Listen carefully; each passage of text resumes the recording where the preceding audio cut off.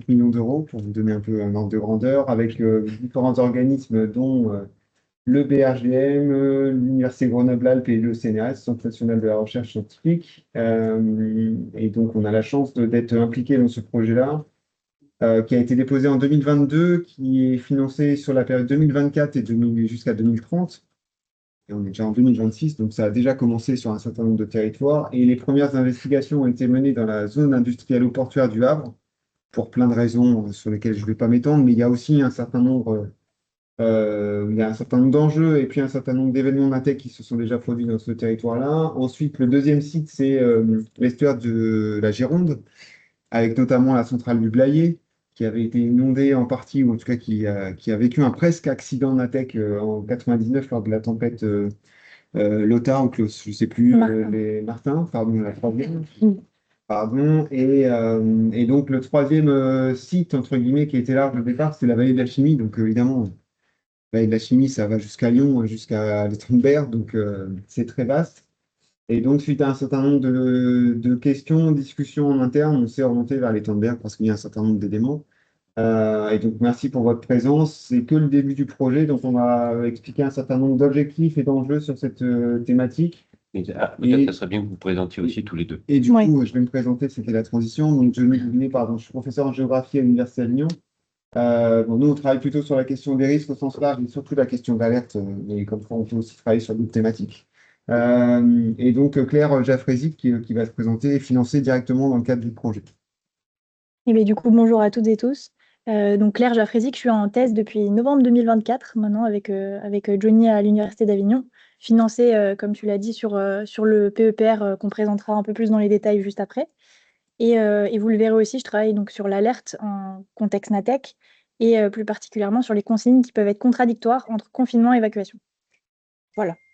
Pardon, juste en complément, je ne parle plus, je vais signer. Il y a aussi la SNR et les Lignaris dans le projet, Ouais, qui sont deux acteurs quand même importants que vous connaissez, ouais, ouais. évidemment. Ok. Et bah, sans plus tarder, on a iCar. Du coup, je vais essayer d'être assez rapide sur les premières slides. Donc, on a choisi le titre Le risque Natec, un risque méconnu, sous-estimé, mais en pleine expansion, pour un certain nombre de raisons qu'on verra dans la suite de la présentation. Voilà. Alors, le programme de la matinée, donc. Je vais essayer d'être assez rapide sur la première partie. Sur les Natec, de quoi est-ce qu'on parle? Ensuite, vraiment essayer de faire un focus sur le projet ciblé Natec et mon projet de thèse. Et puis après, on souhaitait vous proposer un petit atelier de mise en situation qui est très macro à cette échelle-là, mais c'est simplement dans un objectif d'ouvrir des échanges sur le Natec, sur les risques Natec de manière générale et commencer des échanges avec vous sur ces sujets. Voilà. Tu veux rajouter un truc, Johnny? Allez. Donc les Natec, de quoi est-ce qu'on parle? Si on revient à la définition des Natec, donc ça désigne des presque accidents ou des incidents. Si tu pouvais mettre un tout petit. Alors, ça. Ouais, parce que du coup, ça gâche Voilà, la voilà. présentation. Alors, sur le côté de mon écran. Et j'ai même pas. Là, si tu cliques là. Ouais, je te laisse essayer de le faire, je vais enregistrer. Elle est où la souris? Ça me fait penser, on vous a fait passer par mail une autorisation de captation d'images et de la voix. Est-ce que ça dérange certains si on enregistre ces échanges qu'on aura dans la matinée? Toutes les C'est bon? rencontres thématiques sont enregistrées. Ouais. Ok. Par contre, j'arrive pas à Ouais. choper ta souris pour la mettre en Ben petit. oui. Ah, les Mac. Hein. Alors, sinon j'essaye de repartager comme ça. Tac. Je vais. Voilà. Et par contre, après, est-ce qu'en ligne ça fonctionne toujours? Nickel. Eh ben parfait. Super. Donc sur la définition des Natec, donc ça désigne des presque accidents ou des incidents technologiques qui sont induits par un aléa d'origine naturelle et dont en fait l'impact peut engendrer des conséquences sur toute ou partie d'une installation industrielle. Donc on voit en termes géographiques, ça peut impacter des ICPE, des différents barrages. Alors ça pareil, il y a une limite à la définition des Natec à ce sujet-là. Sur des INB, etc. Et ça peut concerner aussi le transport de matières dangereuses. Et en termes d'aléas naturels initiateurs, on peut avoir des séismes, des inondations, des fortes chaleurs comme actuellement, des risques violents d'orage, de foudre, etc. Voilà. Donc quelques exemples, parce que quoi de mieux pour parler des Natech que quelques exemples précis. Évidemment, quand on pense à Natech, on pense à Fukushima Daiichi, le séisme et le tsunami qui ont impacté la centrale le 11 mai 2011 au Japon. Également l'ouragan Harvey qui a impacté une raffinerie du port Arthur, la raffinerie de Port Arthur au Texas en 2017. Encore et plus proche cette fois-ci en France et qui concerne des feux, donc le feu de forêt qui impacte le centre de tri Suez à Narbonne en 2025 récemment. Et puis juste à côté d'ici, alors c'est pas une photo, c'est une photo de Vitrolles ici, mais c'est le feu de forêt qui a impacté le terminal minéralier en 2016 et qui a engendré un accident sur ce secteur-là. Voilà. Donc, en termes de répartition temporelle des Natech, ce qu'on voit, c'est que les Natech, du fait notamment d'une interconnexion entre les systèmes sociaux et naturels, ils sont en augmentation. Et notamment là, sur la série temporelle entre 1993 et 2024, on voit une nette augmentation qui concerne notamment à partir de 2015-2016 des fortes chaleurs, de pluies de plus en plus intenses, etc. Une augmentation nette des accidents, mais surtout des incidents, ce qui explique aussi cette montée. Et il y a ce chiffre-là tout en haut des environ un accident ou un incident tous les 6 jours en France. Donc c'est accident et incident mélangés. En fait, c'est un incident tous les 10 jours et un accident tous les 15 jours en France. Sur cette série temporelle-là, voilà. Est-ce que c'est des vraies mesures ou est-ce que et donc une vraie tendance ou est-ce que c'est parce qu'on le regarde plus? C'est les biais de déclaration. Aria Dubarty, on travaille avec Aurélie Barrière et on a échangé encore hier avec elle. La vraie question elle est là, c'est qu'en fait c'est une déclaration qui est obligatoire pour les CPE, mais en fait elles déclarent ce qu'elles veulent. Parce qu'en 93, le Barpi, ils ont été faits en 93. C'est ça. Donc ça commence en Voilà. 93. C'est pour ça qu'on a choisi de prendre Il y a eu 93. une modernisation en 2010. Potentiellement, ça a eu une incidence. Mais je pense que quand même, on voit que depuis 2015-2016, ça c'est une tendance. C'est une bonne remarque parce qu'il faut recontextualiser l'objectif de la base ARIA qui est de montrer des tendances aussi en termes d'impact initiateur, enfin d'aléas initiateurs, et du coup ça nous permet un peu d'avoir ces tendances-là, mais ce n'est pas des chiffres qui représentent la réalité terrain, quoi, stricte. Après, il y a des travaux scientifiques qui montrent qu'il y a un lien avec le changement climatique actuel et que là, typiquement, l'épisode de canicule très récent a induit un certain nombre d'incidents sur les sites industriels. C'est ça. Et d'ailleurs, ceux qui bossent sur les Natech côté industriel considèrent que ce sont des agressions naturelles. Ce qui, moi, sur le terme, est un peu... C'est la sémantique. C'est la sémantique. Et c'est intéressant de le voir. Oui, c'est ça. Et si on regarde, si on commence à découper certains cas particuliers, il y a notamment, ressort de cette série temporelle, les tempêtes et les inondations de 1999. Donc, on en a parlé, tu en as parlé, Johnny, Martin, Lothar suivi de Martin, en tempête en 99, et également les inondations de l'Aude et des départements alentours, qui ont donc ces tempêtes et ces inondations-là engendré 54,2% des événements totaux de l'année. Il y a également les canicules de 2003 qui ressort. Il y a ce décrochage-là à partir de 2016 avec des pluies et des chaleurs intenses marquées. Une petite baisse pendant la crise Covid. Et voilà, donc ça s'arrête en 2024 pour le moment. Si on voit en termes d'incidents et d'accidents, donc il y a la majorité d'incidents, quasiment 60% dans la base ARIA, et le reste, c'est des accidents. En termes de causes premières, c'est majoritairement des pluies, et le second aléa initiateur, c'est les chaleurs extrêmes. C'est quoi le curseur entre accident, la notion d'accident, la notion d'incident? Ouais, ça c'est une question qu'on peut Et se la bascule à quel endroit? En fait, l'avantage, c'est que c'est le Barpi qui définit, qui fait la catégorisation. Sur la base de l'échelle européenne. Sur la base de l'échelle européenne pour les accidents. C'est là où j'allais compléter. Ce qui n'est pas un accident rentre dans la catégorie incident. Après, il y a presque accident. Dans les incidents, en fait, on peut avoir le petit incident local, peut-être associé à un POI et encore, jusqu'au presque accident. Donc, en fait, on a une grande diversité de phénomènes. De manière stricte, si ça sort ou non de l'échelle du site. Mais voilà. Alors, donc, on voit qu'il y a une augmentation en termes de fréquence.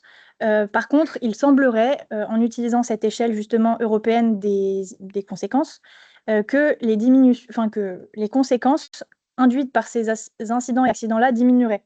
sur cette même échelle temporelle, que ce soit d'un point de vue conséquences environnementales, rejet de matières dangereuses, les conséquences humaines ou les conséquences économiques.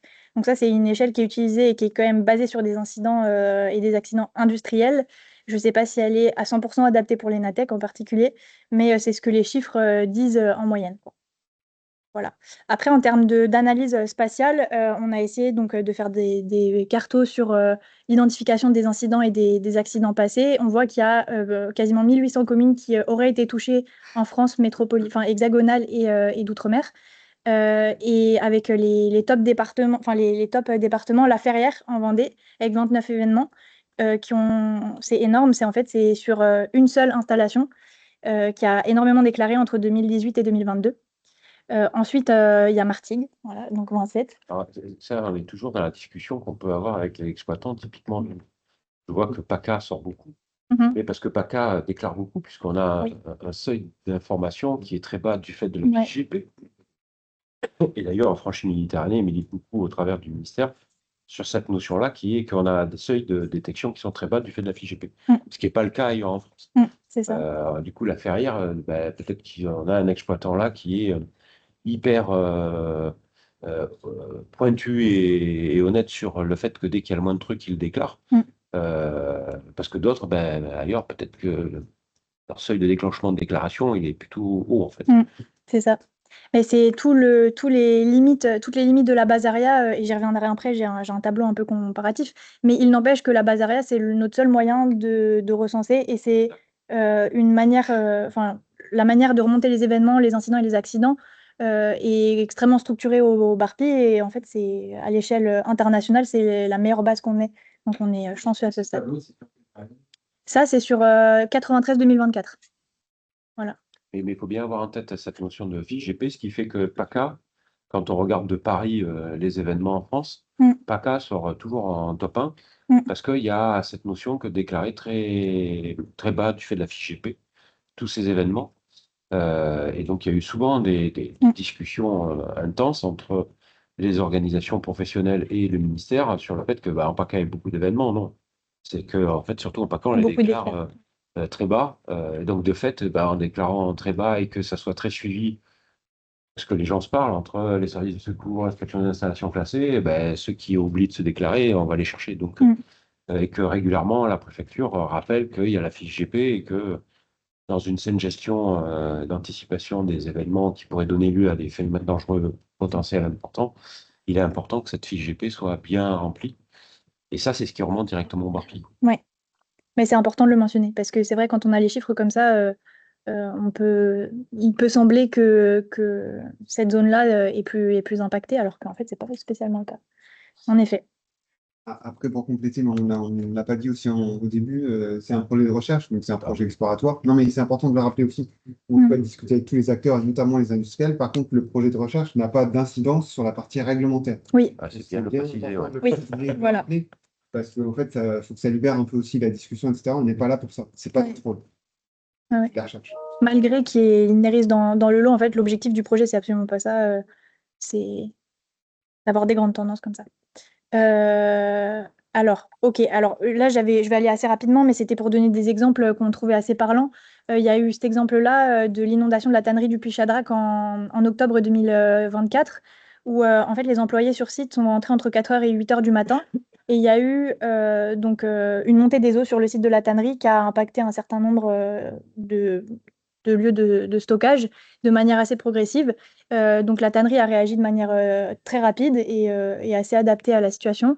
Il y a eu un envoi d'un message FR Alert, mais qui est arrivé finalement assez tardivement, à 11h38, puisque le site avait déjà commencé à évacuer. On le voit sur la petite frise chronologique, voilà, mais qui a quand même apporté un certain nombre de consignes supplémentaires également. Donc voilà, je vais passer assez rapidement dessus, puisqu'il y a un autre exemple. Un exemple assez majorant, c'est les 27 et 28 décembre 99 sur le CNPE du Blayais, où il y a eu justement l'impact de la tempête Martin qui a entraîné une inondation par paquet d'eau au-dessus de la digue qu'on voit sur le... Ouais, il n'y a pas de pointeur, mais qu'on voit sur le côté de l'écran à droite. Et donc, il y a on a eu l'occasion d'aller dans les archives de la SNR, puisque on est arrivé 25 ans après la fin du secret industriel. Et donc, on a pu retrouver un certain nombre de documents qui étaient super, notamment toutes les mains courantes, qui nous ont permis de retracer toute la chronologie de nouveau de l'événement. Et pour en sortir des grandes temporalités, en fait, on se rend compte que les retours d'expérience ont été majoritairement parlant après la crise, très correctifs, très basés sur les procédures à mettre en place, le rehaussement de la digue notamment, mais ils se sont assez peu concentrés sur la partie qu'est-ce qui s'est passé en termes émotionnels pour les personnes au sein du CNPE, sur l'alerte à la population et sur tout ce genre de petits signaux faibles en fait, dans la crise qui ont en fait été vraiment des points de bascule. Et notamment le fait qu'il y a des signaux qui ont été ignorés, qui ont été réinterprétés, etc. Donc il y a toute une frise chronologique. Pareil, je vais passer assez rapidement, mais on en a fait un petit papier qu'on a présenté à une conférence à Israël au Portugal il y a 2 semaines. Donc si ça vous intéresse, on a retracé toute la chronologie avec l'axe, les décisions qui ont été prises à l'intérieur de la centrale, et un certain nombre de points aussi du côté de la préfecture. On a eu différentes mains courantes, etc. aussi. Voilà, donc si ça vous intéresse, il y a ce petit papier-là en particulier. En tout cas, préfet qui a été très marqué puisque son poste d'après, il était dans les Bouches-du-Rhône. Ok. Et il a eu à gérer les inondations de 2002-2003. Donc, il était un peu pointu sur le sujet inondation. Ouais, c'est intéressant, je ne savais pas du tout. Ok. Alors en termes de constat, ce qu'on voit en dépouillant un petit peu, en allant creuser, en faisant des retours d'expérience sur certains de ces événements passés-là, c'est qu'en fait, il y a une difficulté aussi de recensement des NATEC, notamment du fait de confidentialité, ce qui fait aussi qu'on a du mal à retrouver des retours d'expérience. Il y a beaucoup de confidentialité autour de certains documents, ce qui est légitime et normal. Mais donc du coup, on a du mal, en tant que chercheur, à avoir des informations fiables et reconstruire ces chronologies-là et voir exactement comment est-ce que la crise s'est déroulée. Et quand les rétextes sont disponibles, c'est ce qu'on a vu juste avant avec l'événement du Blayais. En fait, ils sont très peu axés sur le vécu de la population, les facteurs humains et la circulation des différentes informations qui sont transmises, les processus d'alerte, etc. Ce qui nous intéresse par ailleurs dans le projet et dans la thèse, quoi. Donc, ça n'arrange pas notre affaire. Voilà. Après, si je reviens un petit peu sur la base ARIA, ça j'aurais dû le mettre un petit peu avant. Sur les forces et les faiblesses de la base, pourquoi est-ce qu'on a décidé de se baser sur cette base-là? En fait, ça nous permet, c'est quand même une ressource extrêmement précieuse pour nous pour extraire certains incidents et accidents passés, et ensuite en extraire les séquences accidentelles pour scénariser. C'est ça l'objectif. Donc c'est quand même une super base pour nous. Il y a une équipe dédiée au ministère. La méthode de remontée, elle est structurée, et ça ne recense pas également que les NATEC, mais il y a tout un nombre de faiblesses de la base, si je peux me permettre, qu'il faut quand même garder à l'esprit pour l'analyse de la base. En termes aussi du fait que pour nous, en tant que géographes, en termes de spatialisation, le recensement des incidents et des accidents, il est fait à l'échelle des communes. Donc ça ne nous donne pas d'informations sur le site, ce qui est logique.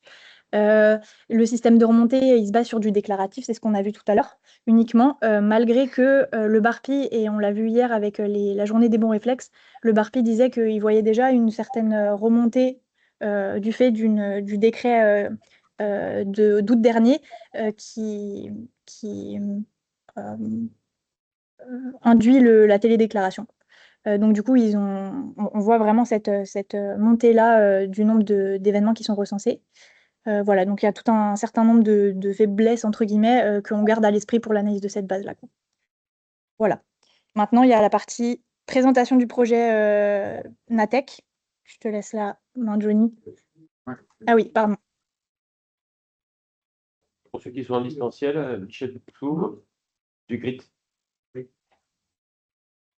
Tout le monde le connaît. pour ceux qui ne vous connaissent pas, vous êtes axé sur le BARPI, sur la base ARIA. Est-ce que vous avez une visibilité sur le volet assurance? Le fait, pour moi, le vecteur le plus important, ce sont eux qui vont, même si tout n'est pas déclaré publiquement sur ces bases-là, et toute la difficulté de savoir où a lieu les événements. Par contre, ceux qui payent, eux, ils savent ce qu'ils payent et quelles ont été les dommages qu'a subi l'industrie ou une commune. Est-ce que vous êtes orienté donc sur ces bases-là d'assurance qui, dans ce milieu-là également, je peux vous garantir qu'il y a vraiment des données qui sont très significatives et qui font des fois aux antipodes de ces bases-là. Alors malheureusement, on n'y a pas accès à ces bases-là. Malheureusement, sur toute la partie assurantielle, on n'a pas accès à ces bases-là. Donc en fait, c'est pas intégré à ce stade-là. Je ne sais pas si En tu peux fait, me dire de mots oui, supplémentaires. le BARPI travaille avec les assurances. Nous aussi, on essaie de travailler avec les assureurs, mais il y a une question de publicisation des données. Ouais. Les données de la base Arial sont publiques, avec leurs limites. Les bases de données des assureurs, elles ne sont pas publiques. Parce que vous avez quand même une visibilité financière de dire en France, tel et tel groupe d'assurance a financé le retour à une activité. Voilà. Là-dessus, je suis d'accord avec vous, hein. C'est pour ça que Mais la caisse centrale de réassurance, par exemple, qui a les données, les coûts des sinistres par événement et par commune, elle freine beaucoup sur la publication et sur le fait de donner ces données-là.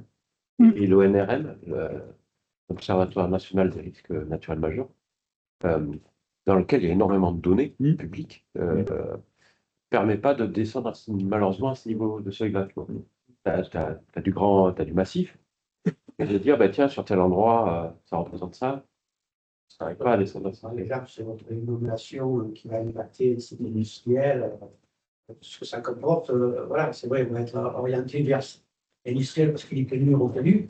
Par contre, le petit hameau avec les quelques maisons qui, là aussi, il faut le prendre en compte. Bien sûr. Les maisons, on va voir peut-être des problématiques un petit peu technologiques, que ce soit qui a débordé de flux. Ça, des fois, ça n'a pas la visibilité. Et voilà, c'est vraiment. Oui. Orienté vers Mais ça serait chouette, notamment sur des informations population, évidemment, quoi. Pardon. Mais du coup, on n'a pas accès. On aimerait bien. Donc, plus globalement, je ne sais pas s'il y a d'autres questions, mais sur le projet, donc l'idée, c'est de formaliser une science des risques pour contribuer à l'élaboration d'une nouvelle stratégie nationale de gestion des risques et des catastrophes. C'est sans doute très pompeux comme objectif, mais c'est suffisamment large pour que tout le monde se retrouve. Donc ça, c'est l'ensemble du PPR. Donc, ce n'est pas que le projet ciblé Natech, ce que je vous disais, c'est 2,5 millions, mais sur l'ensemble de l'enveloppe sur la question des risques, c'est 50 millions qui ont été mis sur la table sur 8 ans. Des chiffres qui parfois font peut-être tourner la tête, 30 organismes et laboratoires partenaires, sites d'acteurs. Donc il y a le projet Natech, il y a des projets sur les risques littoraux, sur les risques de submersion, sur les outre-mer, il y a un projet, évidemment, un axe ciblé. Et puis vous avez l'ensemble de la gouvernance avec les risques Natech, on est dans un des pôles de sous-axes, etc. Donc, on essaie de faire du collaboratif. Ça a été exploité il y a 4 ans pour essayer de structurer la question de la recherche sur la question des risques, comme le milieu associatif, vous avez la FPCNT qui est censée centraliser, etc. C'est une tendance qui a été à la mode. Le mot ensorcé est bien pesé. Ouais. Voilà, je ne vais pas avoir une incidence particulière, mais Non, bon, mais on passe là-dessus. C'est la même chose.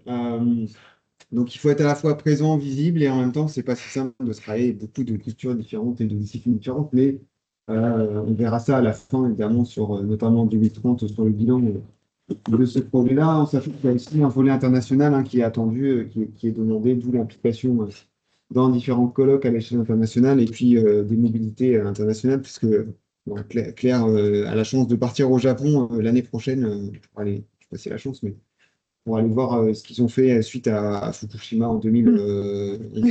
Notamment. Donc ce projet, je vous en ai déjà parlé, j'espère ne pas avoir oublié de partenaires importants. Ah, si, il y a le NTPE à Lyon, pardon, j'ai oublié, et Météo France en appui back office comme on évoque souvent. Donc les 3 terrains d'études, je vous les ai présentés, j'ai un peu anticipé cette partie-là, donc je vais passer vite. L'idée, c'est de voir un peu des incidences aussi ou les effets territoriaux, avec une hypothèse par exemple qui est de dire dans la diversité des Natech, on n'a peut-être pas les mêmes phénomènes qui sont craints à l'échelle des territoires. Et ça, je pense que ça va anticiper un résultat, mais c'est aussi intéressant. Alors, il y a peut-être des points communs, Peut-être la perte d'utilité publique, la perte d'utilité sur le réseau, c'est Électrique, ouais. peut-être un sujet commun. Mais par contre, je pense que les aléas, jusqu'à maintenant, ne sont pas les mêmes forcément dans les territoires, même si l'incendie pourrait être commun, la Seine-Maritime, encore sur le Havre, c'est moins concerné, je pense.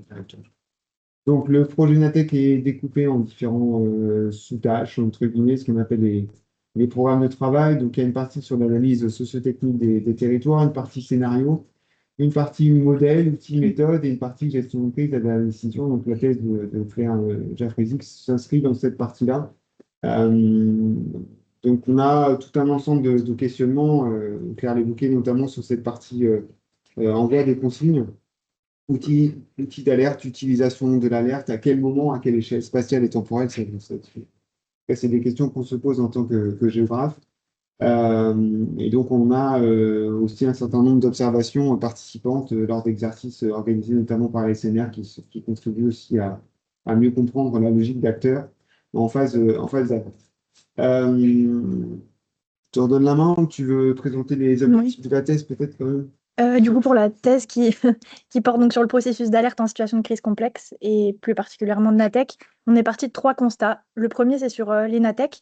Donc, on réalise qu'en fait, ils sont en augmentation, notamment ce que je disais tout à l'heure du rapprochement des systèmes humains naturels. Les Natec engendrent des situations qui sont très complexes, dont les dynamiques sont émergentes. Le Natec n'est pas spécialement considéré comme émergent, mais les dynamiques, si. Et ça entraîne des questionnements, notamment sur les effets cascades, les incertitudes, tous les points évoqués par ailleurs. Ce qui entraîne aussi un intérêt croissant pour cet objet d'étude dans la littérature scientifique, notamment de nombreuses études de Anna Maria Cruz, Maria Camilla, il me semble, Suarez Paba, qui ont montré justement que une évolution du nombre de publications en fonction des impacts de grandes catastrophes, quoi. Voilà. Mais en fait, on se rend compte qu'il n'y a pas de communauté Natec qui est structurée et qu'il y a réellement un silotage des expertises entre la partie tech et la partie NA du Natec. Et ça se traduit notamment dans les réglementations. Voilà. Un autre constat se porte sur l'alerte et sur ce processus d'alerte-là il semble complexe face au Natec, avec notamment cette potentialité de consignes contradictoires entre évacuation et confinement. Et puis, le troisième constat porte sur les retours d'expérience. Je l'ai un petit peu anticipé tout à l'heure, où on voit qu'en fait, il y a une réelle difficulté d'identification, de capitalisation, de transmission et d'exploitation des accidents et des incidents passés, notamment du fait de cette confidentialité-là. Quand on peut avoir accès aux retours d'expérience, ils sont quand même parcellaires sur le vécu de la population, ce qui ne nous arrange pas une nouvelle fois. Voilà, donc nous, on a plusieurs éléments de problématique et aujourd'hui, je vous en présente un qui est donc comment alerter efficacement la population en cas de Natec et éviter les consignes contradictoires entre confinement et évacuation. Et pour ça, j'ai notamment 3 objectifs principaux. Le premier, ça a été d'analyser la distribution spatio-temporelle des événements Natec en France entre 1993 et 2025. Le second objectif qui porte sur la compréhension de la chronologie fine des incidents et des accidents passés sur les sites d'études. Et puis le troisième objectif, et c'est celui sur lequel on va plus rester aujourd'hui, sur la définition de scénarios qui soient plausibles et acceptables à jouer dans le cadre d'exercices Natec. Voilà. Donc sur la thèse, moi je me base en termes de méthode et de données, je me base sur des bases de données sur les Natec, donc ARIA, il y a aussi Inatec dont on s'inspire. Il y a d'autres bases de données japonaises, américaines, etc., qu'on ausculte aussi un petit peu. On a réalisé des entretiens semi-directifs au Havre et on souhaiterait faire la même chose, et c'est pour ça aussi qu'on est là aujourd'hui, des entretiens semi-directifs avec l'ensemble des acteurs de la gestion de crise sur nos sites d'études pour faire un état des lieux des connaissances sur les Natec, de l'organisation, de la structuration des différentes chaînes d'alerte et d'information. Et aussi sur la partie process de retour d'expérience, comment est-ce que ça se passe dans vos instances diverses et variées, quels sont vos processus. Donc ça, je reviendrai vers vous très probablement par rapport aux entretiens semi-directifs que j'aimerais conduire dans les prochains mois avec le plus d'acteurs possible. Voilà. On fait aussi des visites de sites et de sites industriels et des visites de terrain pour évidemment comprendre les enjeux locaux, quoi. Et puis des ateliers de co-construction avec les acteurs locaux. Ça, j'y reviendrai aussi. Donc, j'ai parlé des visites de terrain qui nous servent à identifier les enjeux, à recenser les moyens d'alerte fixes ou mobiles. Les visites de sites industriels, ça nous permet donc de comprendre le fonctionnement interne de l'alerte montante et de comprendre les besoins des différents acteurs. Tout ça, ça nous permet de formuler des scénarios NATEC qui, à ce stade-là, sont des scénarios de travail, uniquement pour faire parler les acteurs, voir où est-ce qu'on pourrait aller ensemble, etc. Et qui sont basés sur des scénarios passés que j'appelle augmentés ou déplacés, qui sont parfois survenus, je pense à un événement en 1994 à Dronka ou Durunka en Égypte, où il y a eu on aurait pu prendre ce cas-là d'ailleurs pour le cas d'application, sur un dépôt militaire, il y avait des wagons qui se sont déversés avec de l'hydrocarbure. Et en fait, manque de chance, il y a eu un impact de foudre concomitant à une inondation qui a fait que la nappe s'est dispersée. Et donc, panache toxique, etc. Voilà. Mais c'est un événement qui est vraiment arrivé en 94 et qui sert un peu d'exemple, enfin de témoin sur la partie stockage de dépôts d'engins. Voilà. Sur la partie atelier avec les acteurs locaux, donc on en a fait un notamment au Havre qui était très intéressant, où on présentait un scénario qu'on va vous présenter tout à l'heure, et on faisait réagir les acteurs sur différentes questions. Voilà. Et ça nous permet, donc, ces ateliers avec les acteurs locaux-là, d'identifier des scénarios qui seraient plausibles à tester par site. Donc, de retenir dans nos scénarios de travail initiaux un scénario qu'on pourrait tester par site. Oui, un scénario qu'on pourrait tester par site. Sur ce scénario-là, on calque donc des stratégies d'alerte et on fait des cartographies d'évacuation et de confinement pour essayer d'anticiper comment est-ce que l'événement pourrait se dérouler. Et voilà. Et tout ça, on souhaiterait le tester donc, dans le cadre d'exercices sur table ou d'exercices de crise avec test FR alerte. Et on espère que ce sera le cas. Ici, ce serait vraiment chouette d'avoir du coup l'exercice NATEC. Voilà. Donc, juste rapidement pour montrer ce qui a déjà été fait au Havre et ce qu'on souhaiterait faire aussi également ici. Donc, on a fait plusieurs terrains depuis 1 an, où on a fait des visites de sites, comme je le disais. Au total, on a rencontré 20 personnes, on a réalisé 7 entretiens, plus de 11 heures de terrain et 17 heures d'entretien. Les entretiens, donc, ils portaient sur les différents... Enfin, on a vu l'Orne, qui est un acteur pour surtout communication et diffusion des risques, quoi. Cousin, on va dire. Voilà, c'est ça, exactement. Synergie PLH, qui coordonne toute la partie aussi alerte et réseaux industriels. Aropaport et la capitainerie, l'Adréal, le département 76, le SDIS 76, la communauté urbaine, et puis aussi tout plein d'industriels. Voilà. Donc, où est-ce qu'on en est rendu au Havre? Donc, j'ai remis toutes les étapes par lesquelles on est passé avec les temporalités, et c'est exactement ça qu'on souhaiterait faire ici. Voilà. Alors, je ne sais pas si vous avez des questions. Je crois que j'ai rattrapé un petit peu l'heure. Juste parce que tu as été vite sur peut-être la dernière diapo, si tu Ouais. peux la remontrer. L'idée, donc là, c'est de présenter le projet, etc. Mais ensuite, on aimerait rencontrer différents acteurs, même celle d'avant où tu avais l'Adréal et Celle-ci. Ouais. celle-ci. Donc les pompiers, voilà, il faudrait voir un peu si on peut vous solliciter aussi, entre guillemets. Je regarde puisque vous êtes là. Mais ce serait bien d'avoir un peu l'ensemble des acteurs qui seraient potentiellement intéressés et concernés par un événement NATEC. La grille d'entretien, elle existe déjà, donc voilà, en sachant que la contrainte que l'on a par rapport à la thèse de Claire, c'est que la thèse dure 3 ans, voire 4 ans, et qu'on est déjà 1 an et demi de thèse, donc on a aussi un calendrier un peu serré de notre côté. Je ne sais pas si ça appelle des questions ou des remarques que je... En distanciel, est-ce que c'est clair pour tout le monde? Est-ce qu'il y a des questions à ce stade? Je suis. Michel, il a toujours des questions, donc on lui donnera la parole juste après. Donc, côté préfecture, la préfecture, elle peut et surtout elle doit être rencontrée. Puisque s'il y a une crise, c'est le représentant du gouvernement en territorial qui va être le chef de tout. Donc, Eh bien, on prendra contact, oui. C'est clair pour tout le monde en distanciel? Je vois qu'il y a des exploitants, des collectivités. Juste, je rebondis sur la question. En préfecture, pas de souci, mais on va rencontrer qui? On rencontre qui? La CDPC ou d'autres acteurs? le site PC à minima, le préfet, bon, hein, mais au moins le directeur de cabinet, par exemple. Ok. Et le service communication, par exemple aussi. Ça, c'est intéressant, oui.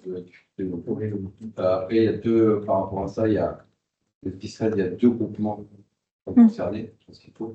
Il y a le groupement des risques industriels, dont on fait partie, et on a aussi un groupement sur les risques naturels, ouais, donc qui peut être aussi sollicité là avant de venir. Je les contactés pour voir s'ils peuvent être présents sur une vidéo. Bon, ils n'ont pas pu, mais ils sont intéressés pour échanger avec eux.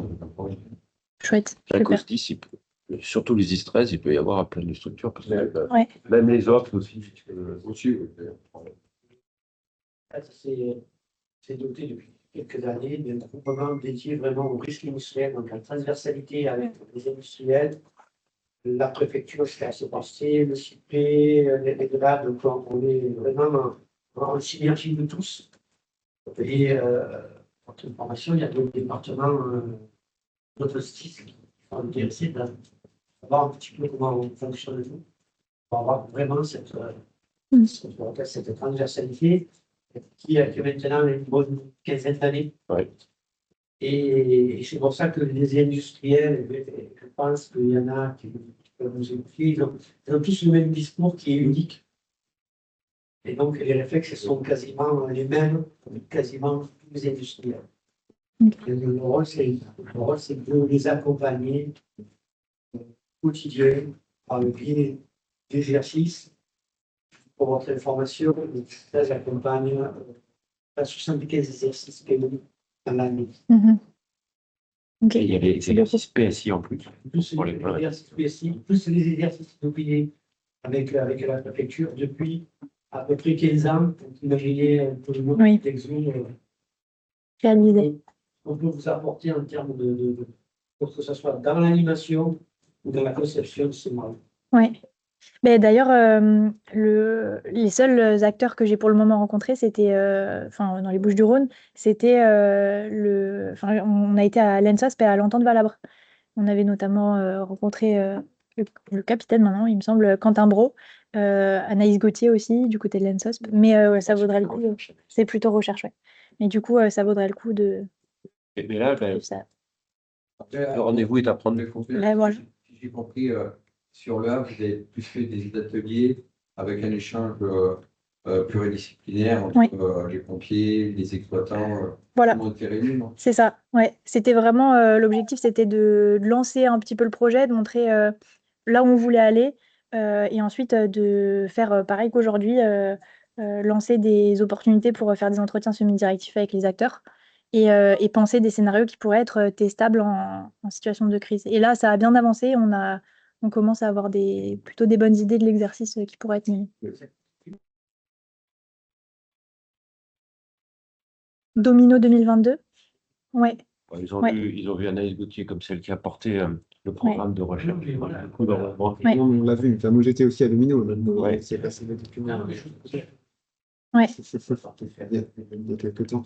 Mais en fait, là, cette réunion, c'est une première étape en fait, pour présenter le programme à un maximum d'acteurs, sachant que on est fin juin, tout début juillet, que c'est un peu compliqué pour tout le monde parce que tout doit rentrer avant les départs en vacances. Mais l'idée, c'est de faire une première réunion pour une deuxième étape, potentiellement en fonction des besoins de Johnny et Claire, qui pourrait plutôt avoir lieu à la rentrée, en mode workshop, un peu comme ça a été fait sur le Havre, avec potentiellement en parallèle des rendez-vous. En tout cas, nous, on a proposé à l'Université d'Avignon de pouvoir discuter de nos locaux pour pouvoir rester plusieurs jours s'il y a besoin, donc là-dessus, il n'y a pas de souci. Mais de ce que j'ai compris, en tout cas, des premiers retours de certains exploitants, sur le principe, je dis bien sur le principe, il n'y a aucune difficulté. Après, évidemment, il faudra pouvoir organiser ces rendez-vous. Comme l'a proposé Lilian et Michel, je pense que tout le monde est un peu dans la même dynamique. A priori, c'est oui. Après, De ce côté État, de toute façon, ça intéressera la nouvelle sous-préfète de l'arrondissement d'Istres. Il n'a pas encore été nommé, mais bon, le sous-préfet, il s'en va. Donc la nouvelle sous-préfète, c'est celle qui fera probablement partie du corps préfectoral à la manœuvre lors de l'exercice fin 2027. Donc et c'est bon d'avoir un représentant du directeur des opérations, le préfet, ou ses collaborateurs, collaboratrices, Et le commandant des opérations, le SDIS. Ça me semble incontournable. Ce sont les sûr. éthiques. Et côté collectivité locale, sur le principe, c'est pareil. Il n'y a pas de non-principe, au contraire. Et là, on peut faire le lien avec Fos, Martigues, Berre, Châteauneuf, enfin, toutes les communes les plus industrialisées, il n'y a aucun problème là-dessus.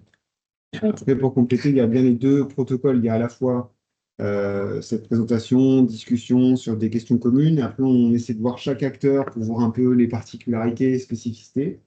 Non pas qu'il y ait des secrets, mais au moins voir un peu, prendre le temps d'échanger en face à face, parce que c'est toujours plus intéressant. Et après, il y a d'autres ateliers collectifs où on est en situation fictive, les acteurs. Donc, il y a bien les deux protocoles.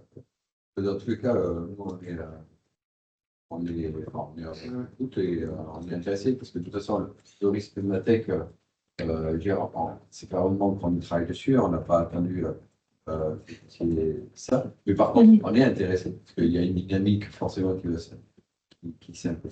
qui arrive. Donc, forcément, on est intéressé pour suivre les échanges. De toute façon, ça va nous aider, ça va aider tout le monde, c'est les structures et les collectivités et les exploitants. Donc, tous derrière vous, si on peut vous aider, tout le monde en bénéficiera. Bien. Merci. Merci beaucoup. Pour les organisations professionnelles, j'en dirai plus puisque j'ai une réunion avec eux la semaine prochaine. Ok. Ok, chouette. Super.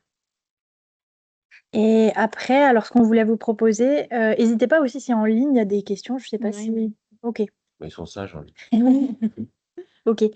C'était un petit atelier de mise en situation Natech très macro, mais c'est simplement pour ouvrir les échanges et commencer à discuter sur cette thématique-là. Mais avant, on vous propose un petit sondage rapidement. Alors, il faut que vous pouvez scanner le QR code, ceux qui sont en ligne. Et sinon, vous pouvez aller sur le site de WOCLAP et puis mettre le code de l'événement. Normalement, ça devrait marcher. J'ai testé tout à l'heure. Et ceux qui sont potentiels avec vos téléphones, normalement, vous Voilà. mettez le code. Et après, il faudrait que j'aille.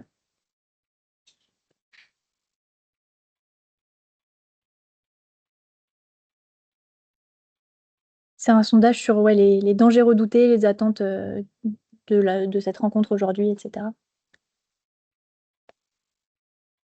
Et normalement, il n'y a rien qui apparaît pour le moment. Il faut que je lance. Tac. Donc, je vais aller. C'est dit qu'il n'y a pas de questions. Voilà, c'est normal. Ça dit qu'il n'y a pas de questions. Est-ce qu'on voit tout l'écran ou ouais, c'est ça. Je peux arrêter le partage en attendant et je le repartagerai tout à l'heure. WOCLAP. Alors, c'est parti. Je peux lancer la première question. Est-ce que vous voyez apparaître une première question? Oui. Ok. La première question, c'est... Ah. Alors, démarrer l'événement. Ça a coupé. Ouais. Et là, si je relance comme ça, c'est bon, ouais, toi, tu as la question, Johnny? Ok. Du coup, la première question, c'est quel phénomène naturel ou combinaison de phénomènes naturels redoutez-vous le plus sur votre territoire en particulier? Vous pouvez mettre des mots, clés que vous souhaitez. Et il y a le nuage de mots qui apparaît. Je peux repartager. Toc. Écran.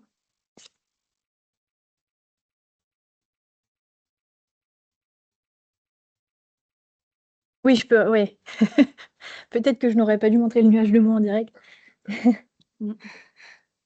Du coup, on a en gros tremblement de terre, Médicane, puis inondation quand même. Feu de forêt. Incendie, inondation. Ok. Épisode Sévenol. FDL, Feu de forêt. C'est le premier mot qui est apparu, comme Ouais. c'est rapide, c'est efficace. Ok. Le nuage de mots est pas super bien fait, mais en revanche, ça donne quand même certaines indications. Ouais, il faut Ouais.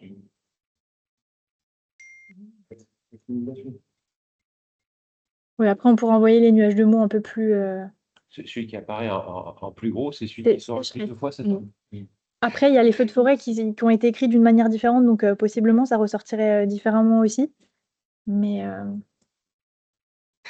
voilà. J'ai bousillé le nuage. Donc, ouais, inondation, tremblement de terre, feu de forêt, ce serait majoritaire. Avec quelqu'un qui fait comme toi avec un tiré. Si on passe à la seconde question, est-ce que vous la voyez changer? Juste un complément sur la question d'avant. Côté assureur, ce qui coûte le plus cher, c'est la foudre. Ouais.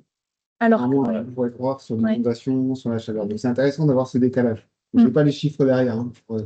Tout à l'heure. Après, la deuxième question, je ne sais pas si elle apparaît, mais c'est quelles interactions avec vos installations considérez-vous comme prioritaires anticipées?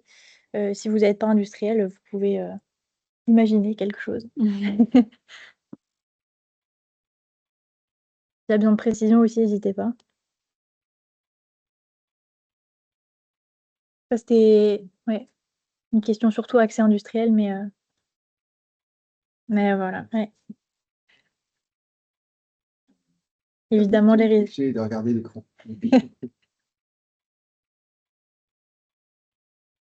On aurait pu cacher, c'est vrai. Et ouais, les réseaux, c'est revenu beaucoup, c'est sûr.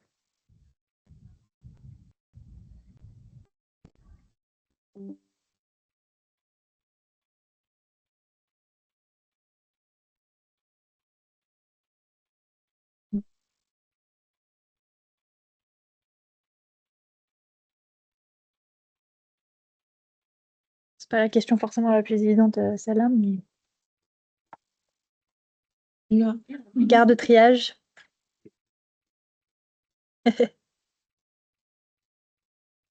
Résilience des réseaux. L'autre couleur, il garde les mots indiqués par une personne ou pas? Oui, avec la Non, je crois pas, ça réclate, ouais. Mais les nuages de mots sont un peu...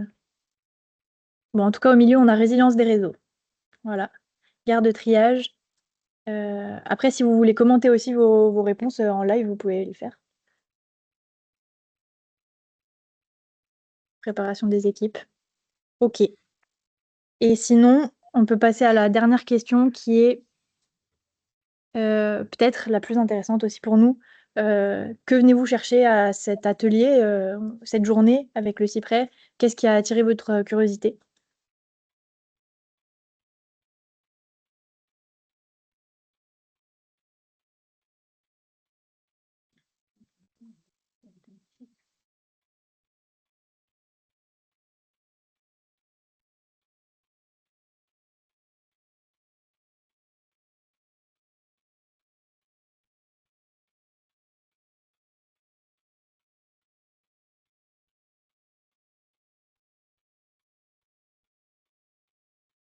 Ça, c'est intéressant, ouais, des idées pour un bon exercice.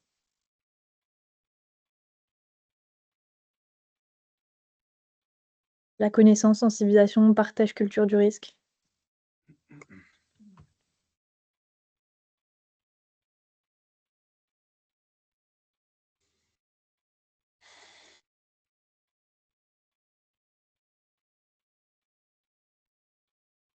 HILP, je sais pas. Ah oui. OK. Ah, du coup, on sait qui va écrire. Là. C'est ça. On peut voir. Découverte de notions. OK. L'avenir, je ne sais pas si vous y répondre. On va arriver avec une boule de cristal la prochaine fois. OK. Eh bien, je laisse cette dernière question ouverte si jamais vous voulez y répondre par la suite. Mais en tout cas, merci d'avoir participé à ce petit sondage. Je peux revenir sur cette présentation-là.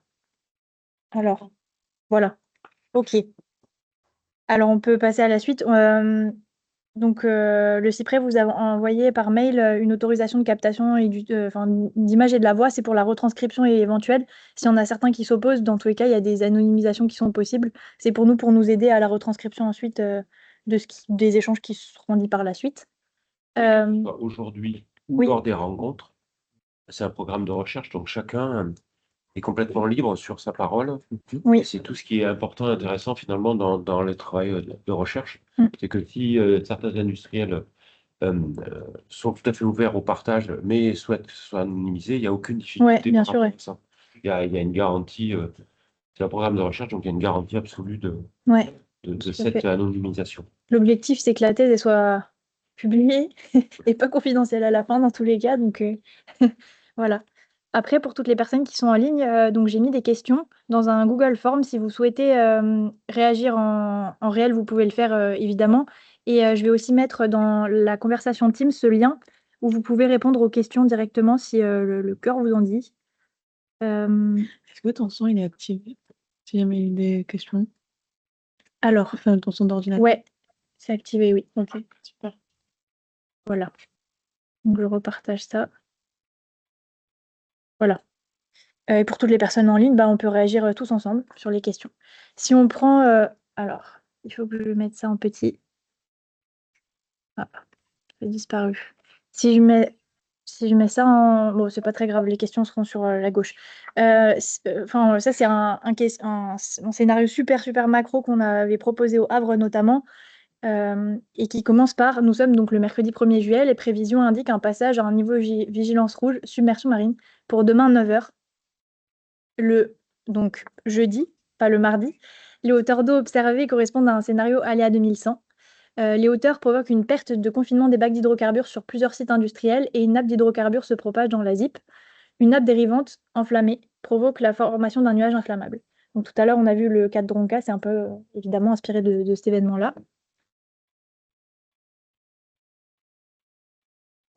D'un nuage, ouais, qui serait un nuage toxique pour la population. Là, tu veux refaire un domino 2022, si je comprends bien. C'était l'un des scénarios 2022, mais c'était pas le seul. Ouais, pas le seul. Ouais.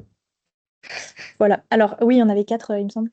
Donc nous, en tant que chercheurs, chercheuses, nous, on se pose les questions suivantes. La première serait donc, dans le cas de ce scénario-là, quelles seraient les perturbations suite à cet événement-là pour votre site dans la ZIP? Qu'est-ce qui se passerait s'il y avait un événement de cette ampleur-là qui survenait? Pareil en ligne, si vous voulez répondre Là, c'est plus un échange informel. Oui. Alors, j'ai déjà la problème de la toxicité des fumées Mm. sur les populations, on va dire, et sur le zone. Mm. Et il y a également les problèmes de navigation portuaire, puisque vous avez votre panache, enfin votre bac qui est en fait. Ouais.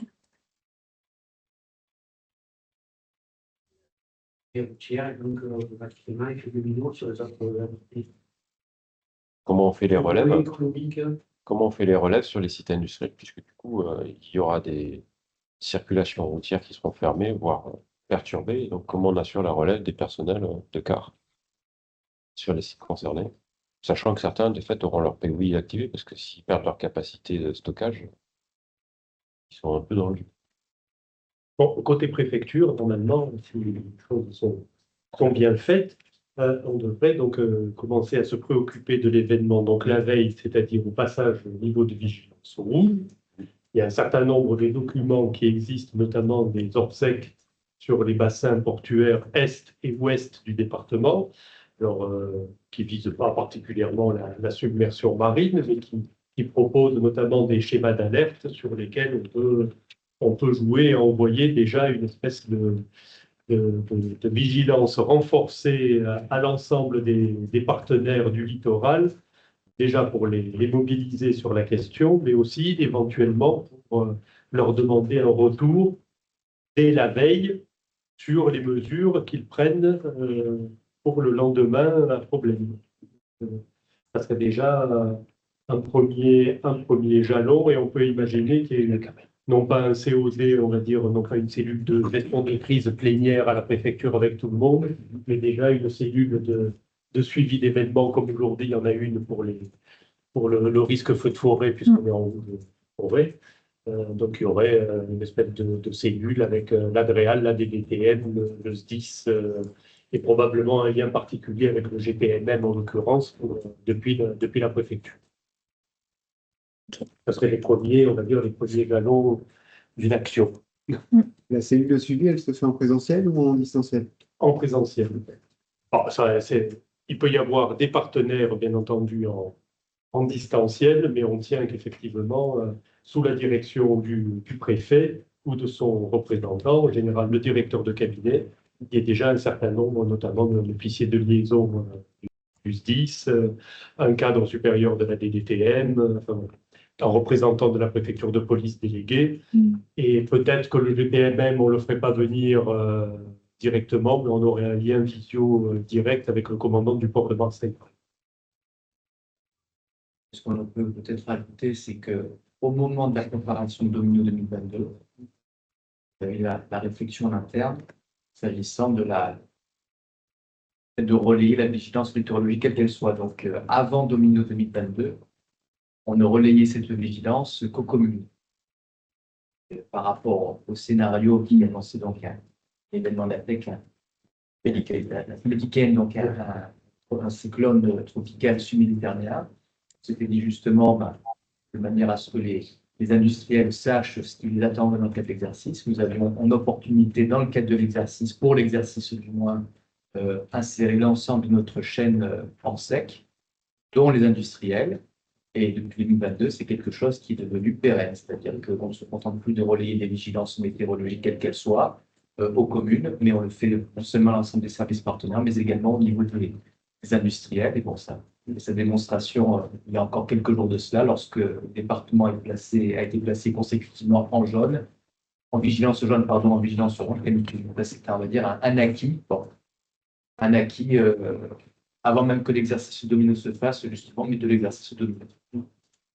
Pour compléter, parce que souvent le NATEC, on le sait après. Enfin, là, imaginons, si on reprend la chronologie, il y a vigilance rouge, submersion marine. Donc là, est-ce qu'il y a quelque chose qui est fait sur la mise en place d'un COD ou des choses comme ça, déjà? C'est ce que disait Jean-Marc, en fait, il y a ce dispositif de suivi.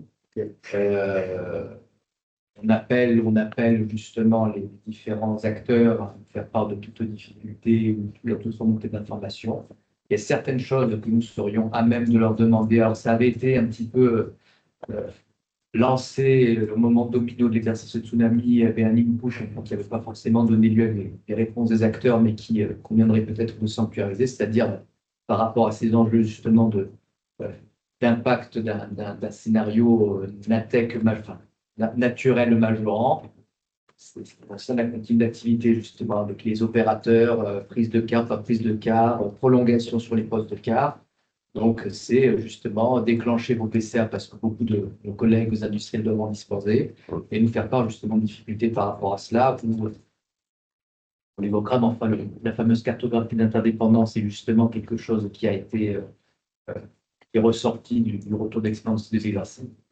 On n'arrivera à cheminer sur cette thématique. Enfin voilà, il y a ces enjeux de continu d'activité qui n'avaient pas forcément été jusqu'à leur prise en compte, mais sur lesquels justement on commence à s'intéresser et on demanderait peut-être au moins un report d'information sur ces enjeux-là, cette organisation continue d'activité corrélée à un POI. Et post aux travaux qu'on a menés sur l'échelle méditerranéenne sur le tsunami, pour le compte de la Direction générale de la sécurité civile, il y a des fiches qui ont été établies à l'intention des industriels pour être capables, sur des phénomènes prévisibles, ce qui n'est pas forcément le tsunami, du moins le délai qu'on a, il est particulièrement court en Méditerranée, mais sur d'autres phénomènes qui sont similaires comme la submersion marine, pour lequel, pour le coup, il peut y avoir de l'anticipation. Quels sont tous les process industriels qui peuvent être suspendus, reportés, anticipés pour éviter d'exposer inutilement des opérateurs ou des installations, parce que quand on charge ou décharge un navire, par exemple, avec du gaz, ça peut être compliqué. Donc, typiquement, est-ce que cette activité-là, quand on sait qu'on est en vigilance rouge, elle n'est pas potentiellement reportable? On sort le navire d'être hacké pour le mettre en sécurité, éviter qu'il tape le pont. Donc ça, tout ça, c'est des choses que les industriels ont eu en main pour pouvoir s'y approprier et que théoriquement, ils ont pu intégrer à leur POI. De temps en temps, ça donne lieu à un rappel, mais je pense qu'il y a encore du travail. Tout le monde ne l'a pas forcément fait. Certains industriels qui sont un peu plus loin, comme par exemple Arkema Marseille, suite à des sujets qu'ils ont eus, et notamment un gros exercice sur l'Yonne il y a quelques années, ont intégré ces éléments dans leur procédure interne. Donc eux, typiquement, le latex fait partie de leur culture maintenant. Mais c'est peut-être pas le cas de tous les industriels. Donc par anticipation, ils se posent clairement la question. Certains industriels, ils reçoivent évidemment la vigilance de la préfecture, mais dans leur process d'astreinte cadre ou astreinte direction. Systématiquement, ils vont regarder les vigilances pour le lendemain, le surlendemain, pour être capable d'anticiper éventuellement des désordres que ça pourrait occasionner. Ça, Et, c'est... et là-dessus, pardon, pour compléter, est-ce que quand il y a un phénomène météo, pour vous, il y a forcément les conséquences tech derrière? Ou est-ce que vous focalisez sur l'événement météo? En Les gros, la question. industriels, eux, ils sont pragmatiques. Oui, Il y a un côté événement industriel, qui ça paraît peut, logique. voilà, qui Mais peut c'est plutôt frapper des- mes installations, c'est quel sera l'impact par anticipation et comment je fais pour les limiter. Mais c'est ma question était plutôt côté préfecture. De toute façon, il y aura la priorité des priorités. C'est de toute façon, on l'a vu par exemple avec l'événement canicule. Au-delà des problématiques, on va dire, qui peuvent avoir des conséquences économiques s'il y a le réseau électrique qui a des défaillances un petit peu partout. La problématique première du préfet, ce sera le secours éventuel à la population en difficulté ou plus fragile, ou la mise à l'abri d'un certain nombre de personnes. Ça, c'est le point 1, c'est le point capital. C'est ensuite comment, s'il y a des impacts sur les installations, là aussi, les plus exposées. Là, on ne parlera pas des exploitants industriels. D'ores et déjà, on va parler des hôpitaux, d'établissements de santé divers et variés. On voit maintenant que la canicule, l'aspect un petit peu malheureusement précurseur de la canicule 2026, c'est qu'elle se produit, au lieu de se produire en juillet-août, elle se produit en mai-juin, c'est-à-dire elle les enfants dans les écoles, etc. Donc on voit que les priorités d'abord de l'État, ça va être d'avoir une remontée d'informations efficace sur des difficultés, mais d'abord sur les populations, on appelle ça des populations vulnérables au pluriel. Ça va être la priorité numéro 1. Et ensuite, il y aura les impacts, j'appelle ça économiques, c'est-à-dire des entreprises, des exploitations industrielles qui peuvent être mises en difficulté parce que l'alimentation électrique est payante, parce que Tu as les OIV aussi. selon les configurations. Mais la mise à l'abri des humains, c'est la priorité numéro 1. Mais pour rebondir sur la partie process à reporter, priorisation naturelle ou technologique, etc., ça me fait penser à un événement, juste pour l'anecdote. En 2022, il y a eu l'éruption du volcan Onga Tonga, au Tonga. Donc, il y a eu un télé-tsunami qui a traversé, qui a impacté les côtes du Pérou. Et en fait, à ce moment-là, il y avait un navire qui était en train qui était en appontement. Et donc, il y a eu déversement d'hydrocarbures. Et donc, il y a eu les recherches des causes de cet événement-là, où il y a de nombreuses personnes qui ne pensaient pas qu'il y avait eu une concomitance, que la vague de tsunami avait réellement impacté cet appontement-là. Et en l'occurrence, il y a des papiers scientifiques qui ont démontré que l'onde de tsunami est arrivée exactement à l'endroit de l'appontement, et que c'est ça qui a entraîné finalement le NATEC. Donc, c'était bien un NATEC. Et voilà. Après, toute la Ça n'avait pas difficulté été des anticipé. industriels et de la navigation maritime, Ouais. c'est qu'il ne suffit pas de le dire pour que ce soit effectif immédiatement. On n'arrête pas des installations industrielles en appuyant sur le bouton. Non. C'est pas du go no go, et puis on ne sort pas un navire d'un appontement non plus en appuyant sur le bouton. Non, non. Donc, c'est que cette anticipation qui permet de se poser les bonnes questions. Ce qu'on peut faire, pas faire, et puis qu'est-ce qu'on peut faire et dans quel délai. Et Ouais. puis voilà. Le fait d'arrêter un va avoir des conséquences. Parce qu'on demandera par exemple dès la veille, par exemple pour les terminaux méthaniers, par exemple, Ouais. si on parlait il y a quelques instants, Eric, c'est effectivement d'avoir une remontée d'informations pour que le terminal méthanier, par exemple Énergie, nous dise qu'effectivement, compte tenu de la vigilance, etc., et de la problématique à venir, ils suspendent, par exemple, le déchargement pour une période donnée, etc.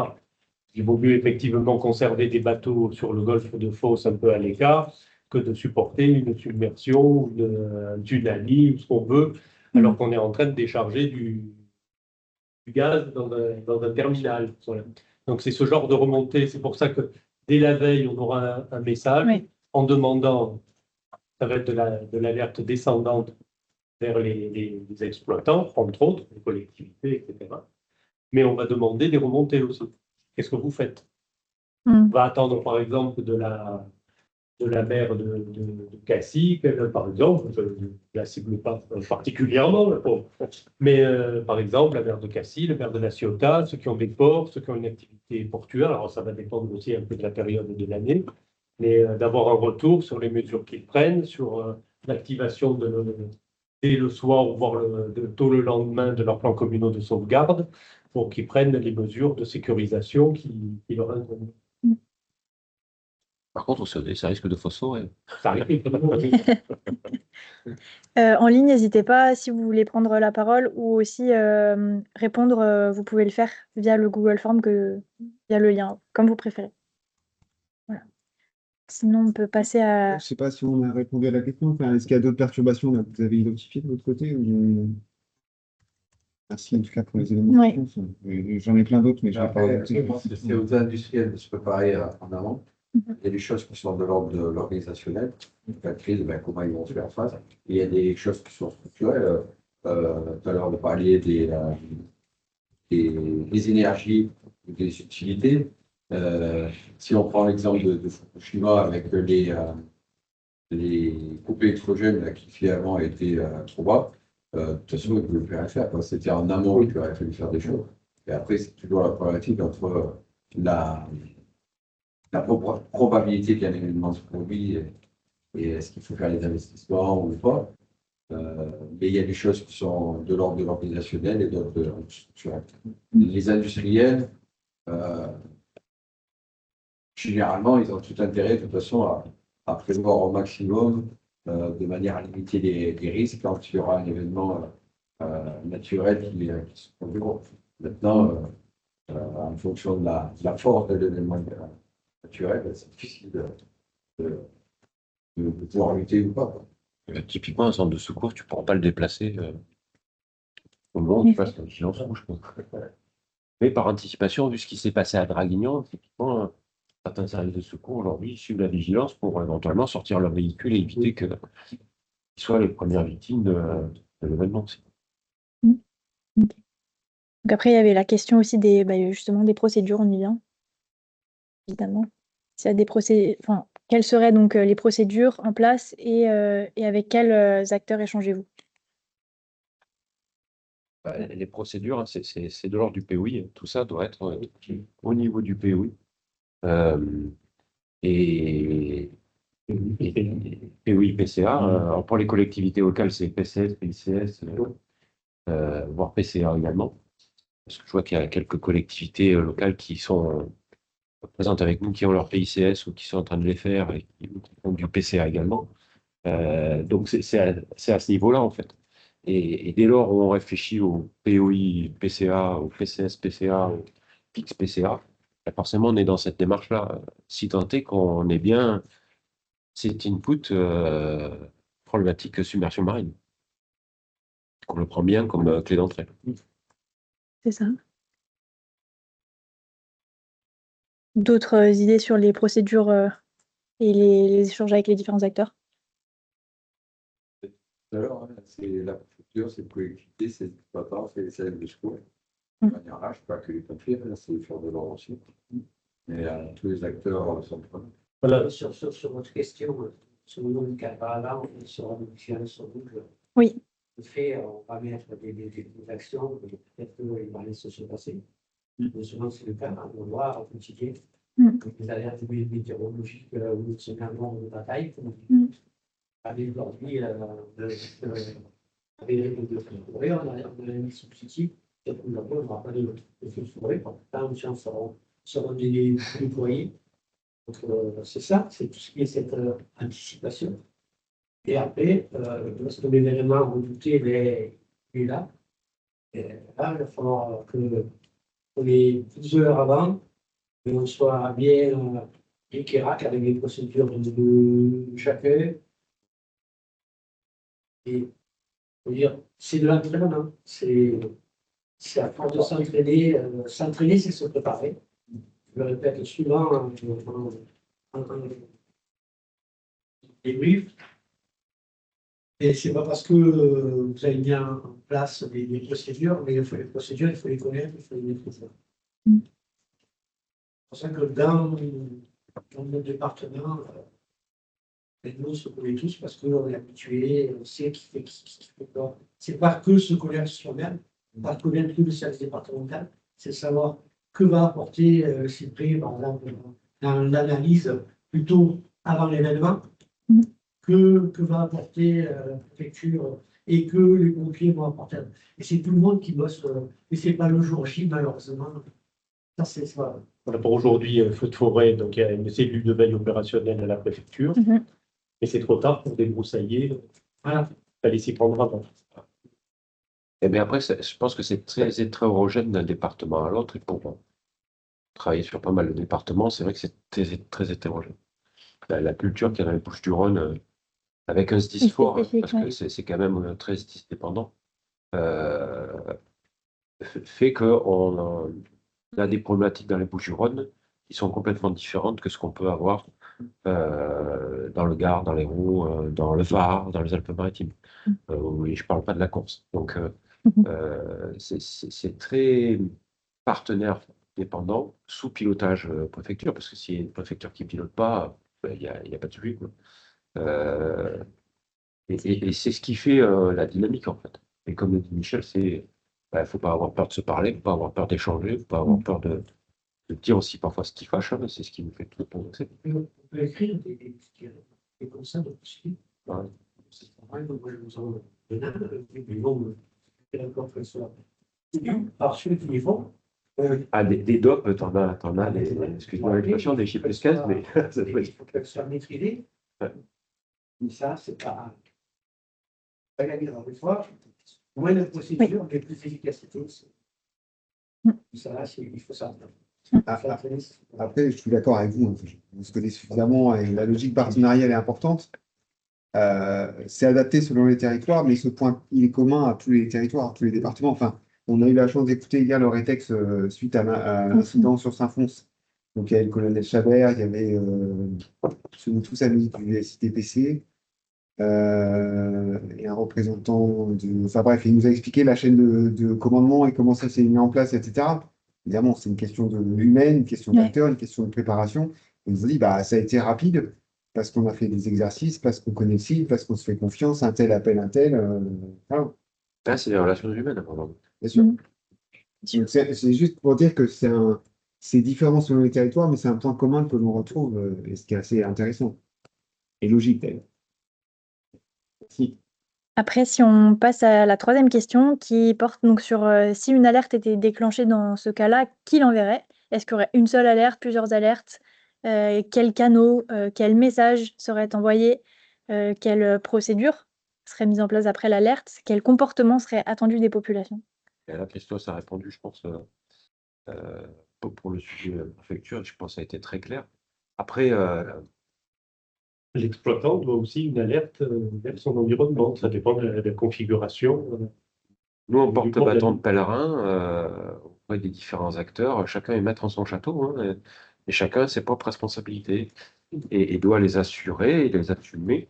Donc, l'intercommunalité, au titre de son plan intercommunal de sauvegarde, a une obligation d'alerte et d'information de ses personnels pour assurer la continuité des services qu'il réalise pour le compte des communes sur des sujets assez fondamentaux comme la distribution de l'eau potable, pour ne citer que celle-là, le transport, pour en citer une autre.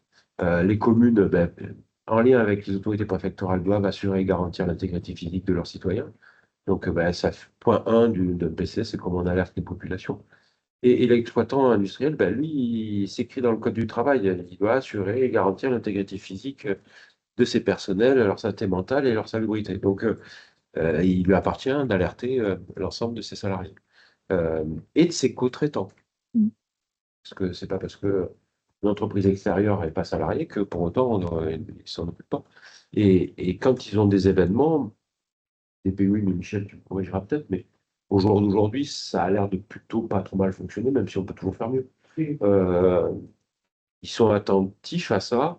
Et on peut constater que lors de la prise de l'arrêté préfectoral du préfet Jean-François Leclerc l'année dernière, lors de la rentrée de septembre, où il a décidé de la fermeture des établissements scolaires et un certain nombre d'autres mesures, des industriels ont demandé à leur personnel qui n'était pas essentiels. Alors, c'est toujours compliqué quand on dit ouais, on n'est pas essentiel, tout le monde est essentiel, mais en tout cas, qui pouvaient télétravailler, de plutôt télétravailler plutôt que de venir sur site. Donc, chacun est maître de son château. Et ça, c'est la règle absolue. Et les canaux, c'est tous les moyens qui existent, hein. C'est l'alerte, le phoning. Nous, à notre niveau, si on considère que nous sommes dans une posture d'anticipation, donc la cellule de suivi, c'est pas, ça n'équivaut pas ou ça n'équivaudrait pas à une prise de direction des opérations de secours par le préfet. Donc là, à ce stade, on peut contempler cette vigilance qu'on relayerait, donc c'est une alerte des services. Après, effectivement, c'est aux autres acteurs de s'organiser pour relayer en interne cette alerte pour s'organiser et puis le cas échéant, s'agissant de l'autre autorité de police visée par le préfet, c'est-à-dire le maire, éventuellement de faire céder à l'alerte et à l'information de ces populations. Ça changerait si il devait y avoir une réponse accrue de la part de l'État et de l'autorité préfectorale avec une prise d'opération de secours. Là, on verrait, en fonction de la situation telle qu'elle évolue, s'il y aurait lieu d'organiser en tout cas une réponse renforcée ou forcée en matière d'alerte. Bon, là, ce serait tous les autres canaux, mais en tout cas, en termes d'anticipation, là, nous ne serions pas dans un cadre où le préfet dérive. Chacun, on va dire, intègre et prend en compte la vigilance ou l'alerte météo que l'on relaie pour être en capacité de s'organiser le cas échéant. Après, ça, c'est la théorie, après, la pratique. Qui parfois, on s'adapte.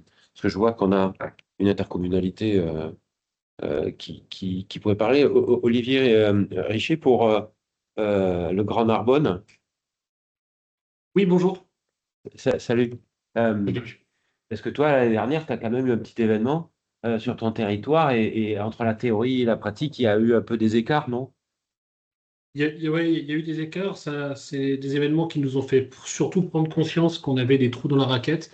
Je vais reprendre l'exemple qui était pris en préambule de la présentation, l'incendie qui a dévié sur le site Lambert, là, notre site d'enfouissement des déchets et de tri.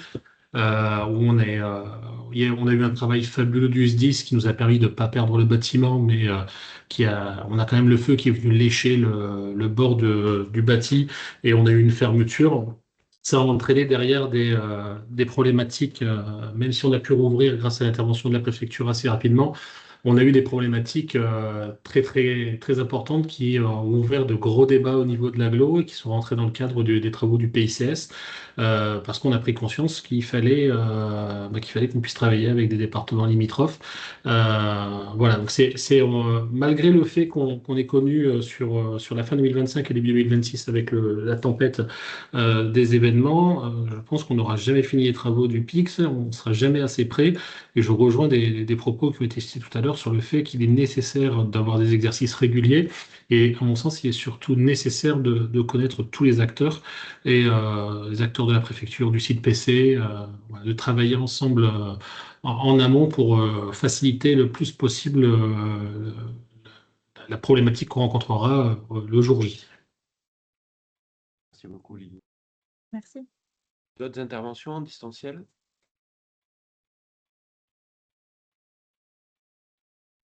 Françoise, peut-être pour l'I-Métropole? Tout ça te parle? Hop.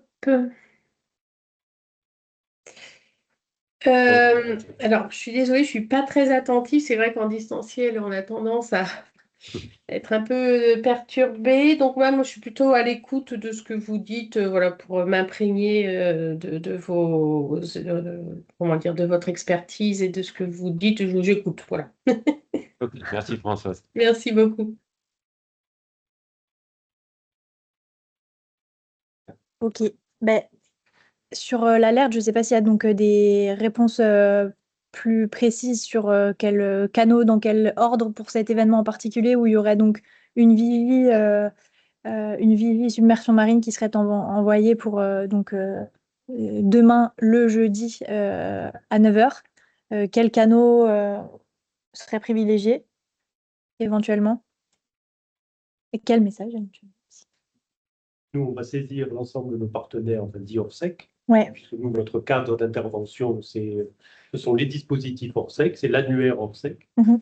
Donc, il y a plusieurs outils à disposition. Donc, déjà, il y aura un envoi par 24 GTCOM, pour ne pas le citer, d'un message à l'ensemble des partenaires Orsec concernant la vigilance. On pourra ajouter un certain nombre de choses si on attend des retours d'informations particuliers sur des mesures de sécurisation qu'on évoquait tout à l'heure. Donc ça, c'est on va dire, c'est le premier niveau.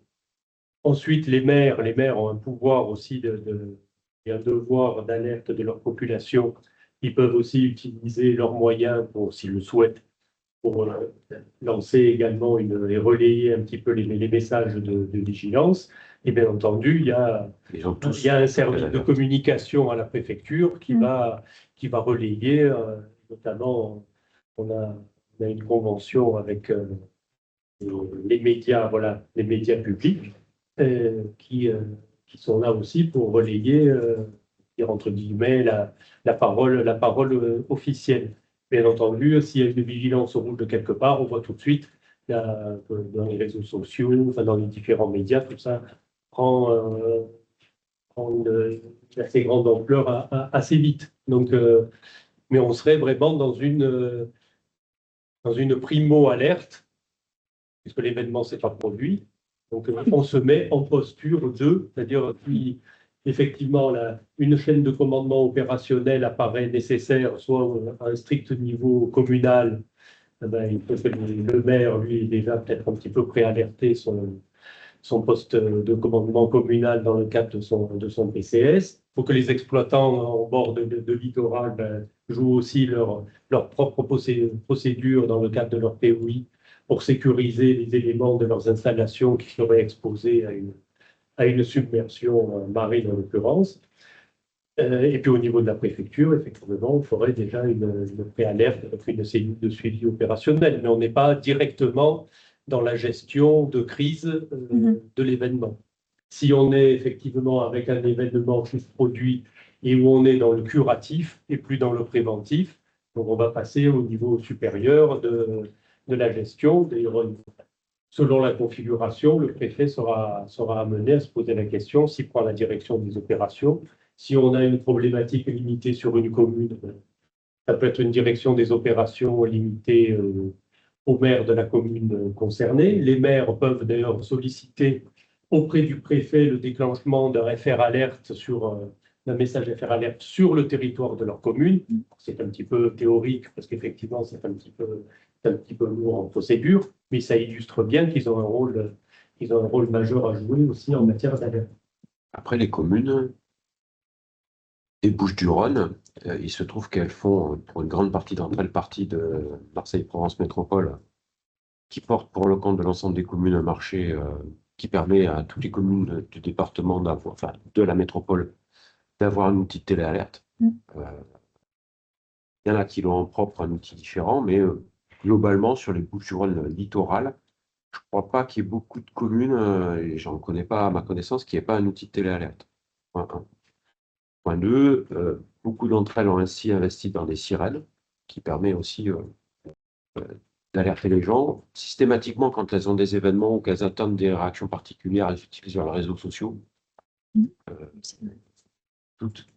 Et on a un travail en cours avec les industriels Céveso du département pour mettre en place de la téléalerte en cas d'événement pour les riverains des sites Céveso. Et donc, on a fait le tour de tous les sites. À quelques exceptions près, tous ont outil aussi de la téléalerte interne pour informer, alerter leur personnel de situations particulières. Ça mérite encore d'être amélioré, mais en tout cas, beaucoup ont des choses et on a des travaux en cours qui vont s'étaler jusqu'à la fin de l'année et début de l'année. Pour les exploitants industriels, et l'année prochaine, on a un programme d'action qu'on dévoilera dans quelques mois pour les collectivités locales à partir de 2027 sur ce sujet téléalerte. Donc, les outils existent. Après, comme toujours, on l'écrit sur le papier, ça marche bien sur le papier, et le jour du jour, est-ce qu'on les met vraiment en œuvre ou pas en œuvre, et puis est-ce qu'ils sont appropriés par la population et comment Je vais sur quel comportement t'appuie de la population. Le comportement, c'est celui celui qui est attendu, c'est respecter Les consignes. les consignes donc, qui sont données. Et là, on est vraiment dans de la communication. Parce que dans la communication, il y a l'information, mais aussi la désinformation. Pour éviter d'avoir cette désinformation, on l'a vu sur les réseaux, ce que ça a donné. Sur des consignes qui étaient données, de l'information qui n'était pas forcément bien perçue en disant mais tout va bien, mais vous voyez toujours à la télévision le panache de fumée. Donc voilà, information, désinformation, ça veut dire qu'à un moment donné, là aussi, il faut revenir à ce que je disais tout à l'heure, c'est que tout le monde doit avoir une vision secondaire pour avoir une seule et même communication. Pour donner à la population de se mettre soit en confinement, soit sur l'évacuation des objets précis. Il ne faut pas qu'il y ait un autre acteur disant moi, je suis tel ou tel organisme et je vais donner une autre information. C'est ça le plus dur de ma chose, simplement. Il est attendu et qui sera pertinent lorsqu'on a la bonne communication. Et chacun doit rester à sa place. C'est vraiment un bon travail. Et il n'y a que l'entraînement, comme on l'a dit, comme Michel l'a dit, comme Olivier l'a dit, comme on le dit tous. Il n'y a que l'entraînement qui nous permet de progresser sur tous ces aspects-là. En toute humilité, hein, quand on regarde les choses en toute humilité et qu'on est conscient des travers qu'il peut y avoir. Cette question, elle n'est pas facile pour un cas qui est aussi macro que celui-ci et on aurait bien souhaité descendre à l'échelle plus fine et proposer un scénario vraiment plus précis pour avoir des questions, enfin des réponses notamment sur quel comportement attendu des populations plus précis, ça aurait été chouette, mais ce sera dans les prochaines sessions de travail. Alors, voilà. toutes les communes des Bouches-du-Rhône, enfin, pratiquement toutes les communes des Bouches-du-Rhône ont un DICRIM.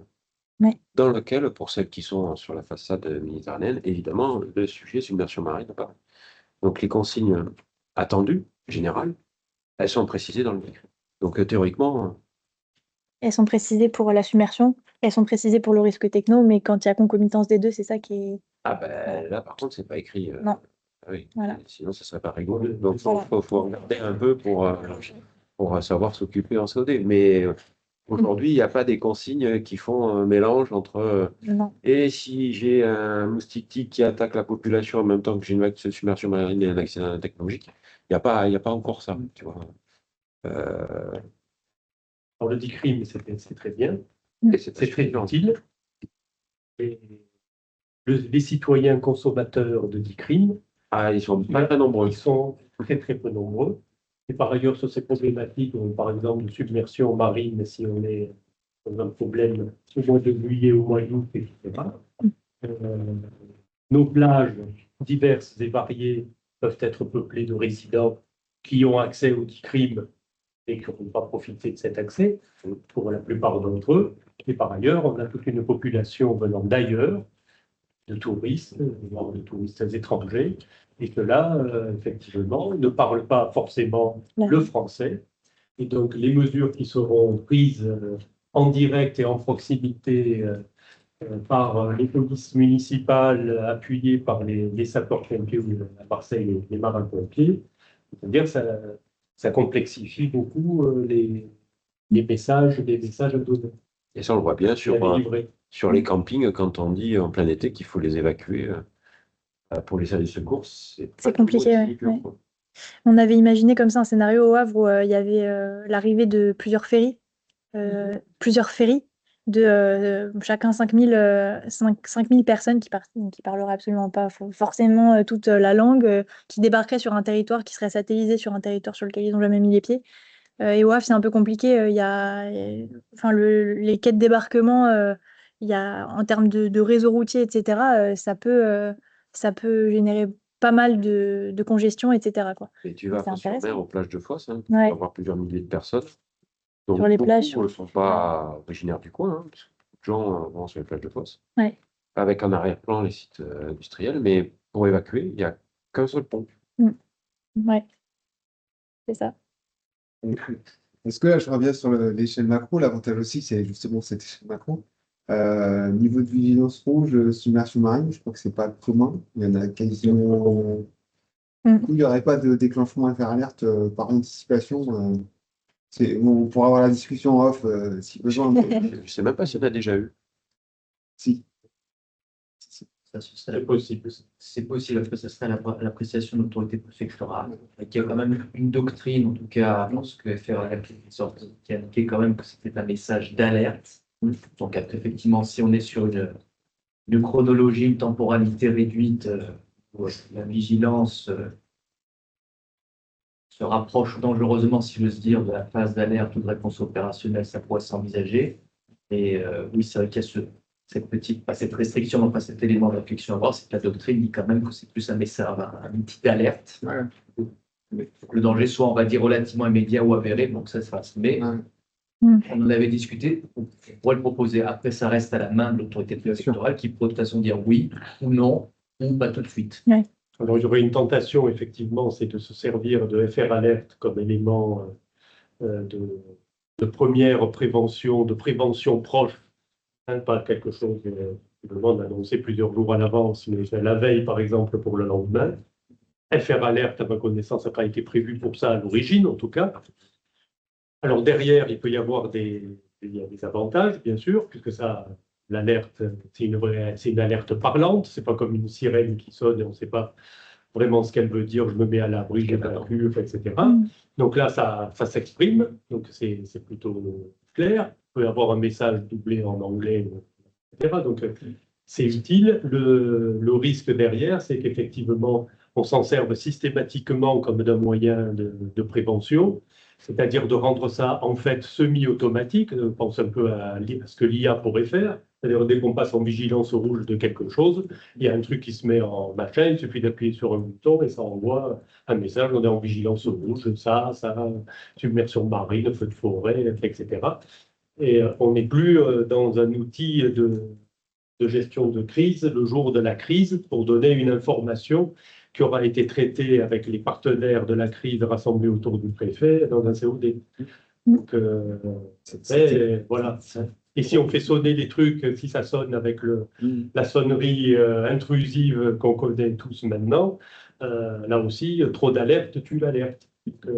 Et pour On rebondir a sur ce manié avec précaution. Après, on se connaît, et sur cette dernière phrase, je ne partage pas, mais on le sait et il n'y a pas de souci. Non, ma question, c'était, est-ce que, parce que la vigilance rouge, ça veut dire quand même qu'il y a le passage du orange avant, parce que Météo France ne va pas vous indiquer une submersion marine d'un seul coup. Ah. Et du coup, par rapport au délai, est-ce que, enfin, oui, alors c'est une, oui, il faut discuter avec Météo France. Là, le créneau n'est pas non plus choisi de manière anodine, c'est-à-dire que 9 heures, on peut se dire qu'effectivement, jeudi matin, il y a les écoles, il y a les enfants. Oui, voilà. Juste par écho, les alertes cycloniques, que ce soit Bellal, Chido, Dikiledi, Garance et forcément le 5e, je ne l'ai plus, la préfecture a envoyé 2 heures avant pour justement permettre à la population d'adopter les consignes avant le passage en vigilance rouge. Donc ça, je trouve ça utile à savoir. Et sur certains événements récents, FR Alert a été déclenché avant même le déclenchement du plan sec. Donc on voit bien que parfois, c'est vos procédures. J'ai rien à dire sur la décision. On est là pour discuter. Mais c'est ma question. Voilà, comme là, on est sur un événement à l'échelle macro, il y a la réponse à l'échelle du personnel et la population. Globalement, il n'y a pas que ceux qui sont inscrits sur les automates. Il n'y a pas que les personnels, les industries.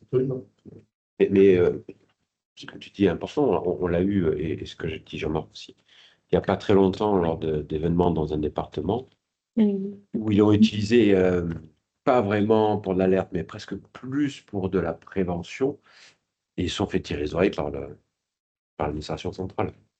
Donc, c'est pour ça que ça se définira un peu en conduite opérationnelle. En conduite, il faut faire ça. Dans les Alpes-Maritimes, sur l'inondation.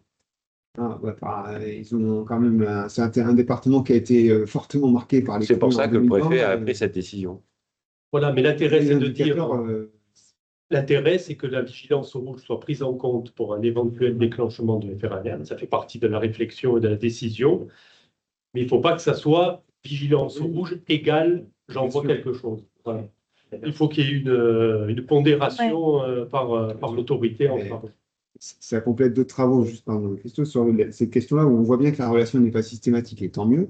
Oui. Vigilance rouge canicule, pas d'effet alerte, parce que c'est pas l'outil, parce que la temporalité, on a 300 et quelques départements par jour depuis 3 ans, 4 ans, pardon. Par contre, vigilance rouge orage, systématiquement les départements déclenchés. Donc ce qui est rigolo, je ne dis pas qu'il faut le faire à chaque fois, justement, on est là pour discuter. Il y a un élément de réflexion, ce n'est pas que de la sémantique, c'est-à-dire que vigilance, ce n'est pas tout à fait de l'alerte. Oui, Voilà. Et C'est bien. je dois aussi en rajouter une couche, c'est-à-dire, maintenant, vous avez une certaine catégorie professionnelle, c'est des journalistes, où on continue encore à parler d'alerte météo. Oui, Météo France, c'est de la vigilance.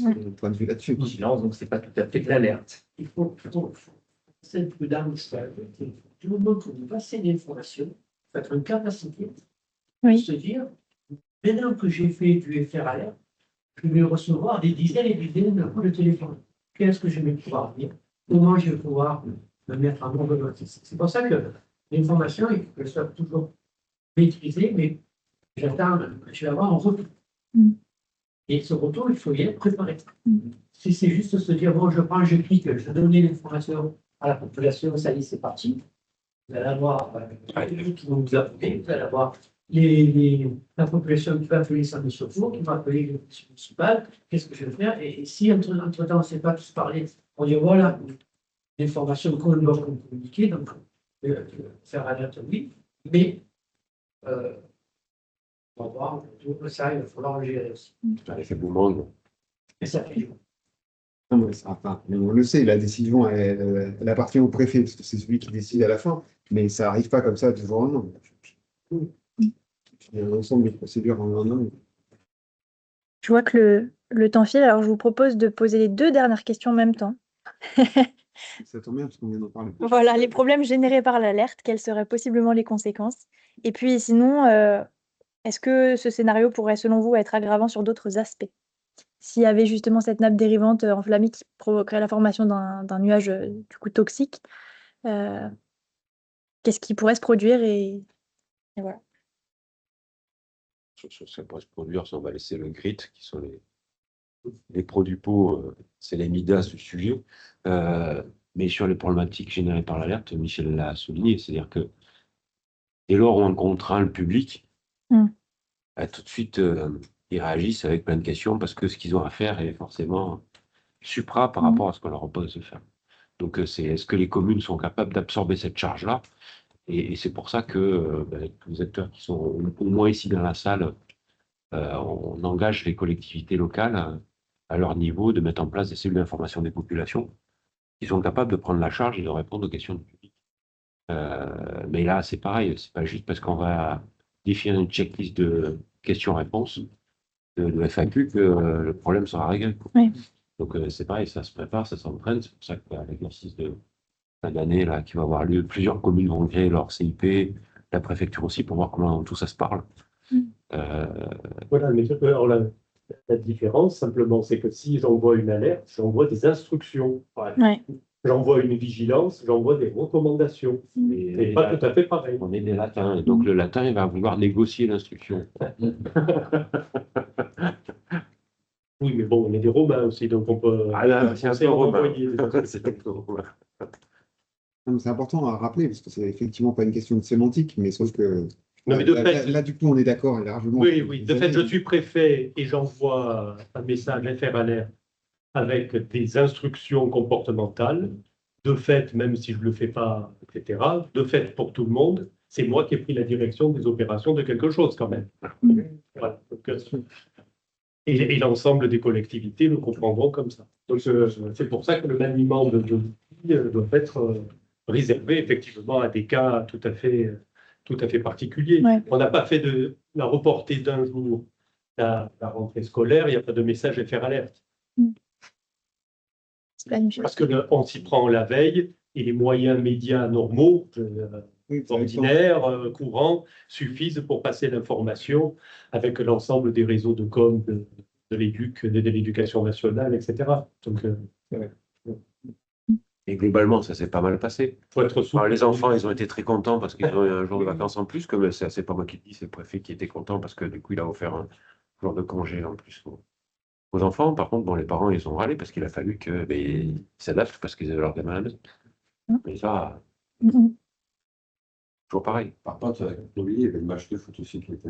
Match de rugby. Alors, le match de l'OM, il a été reporté la veille.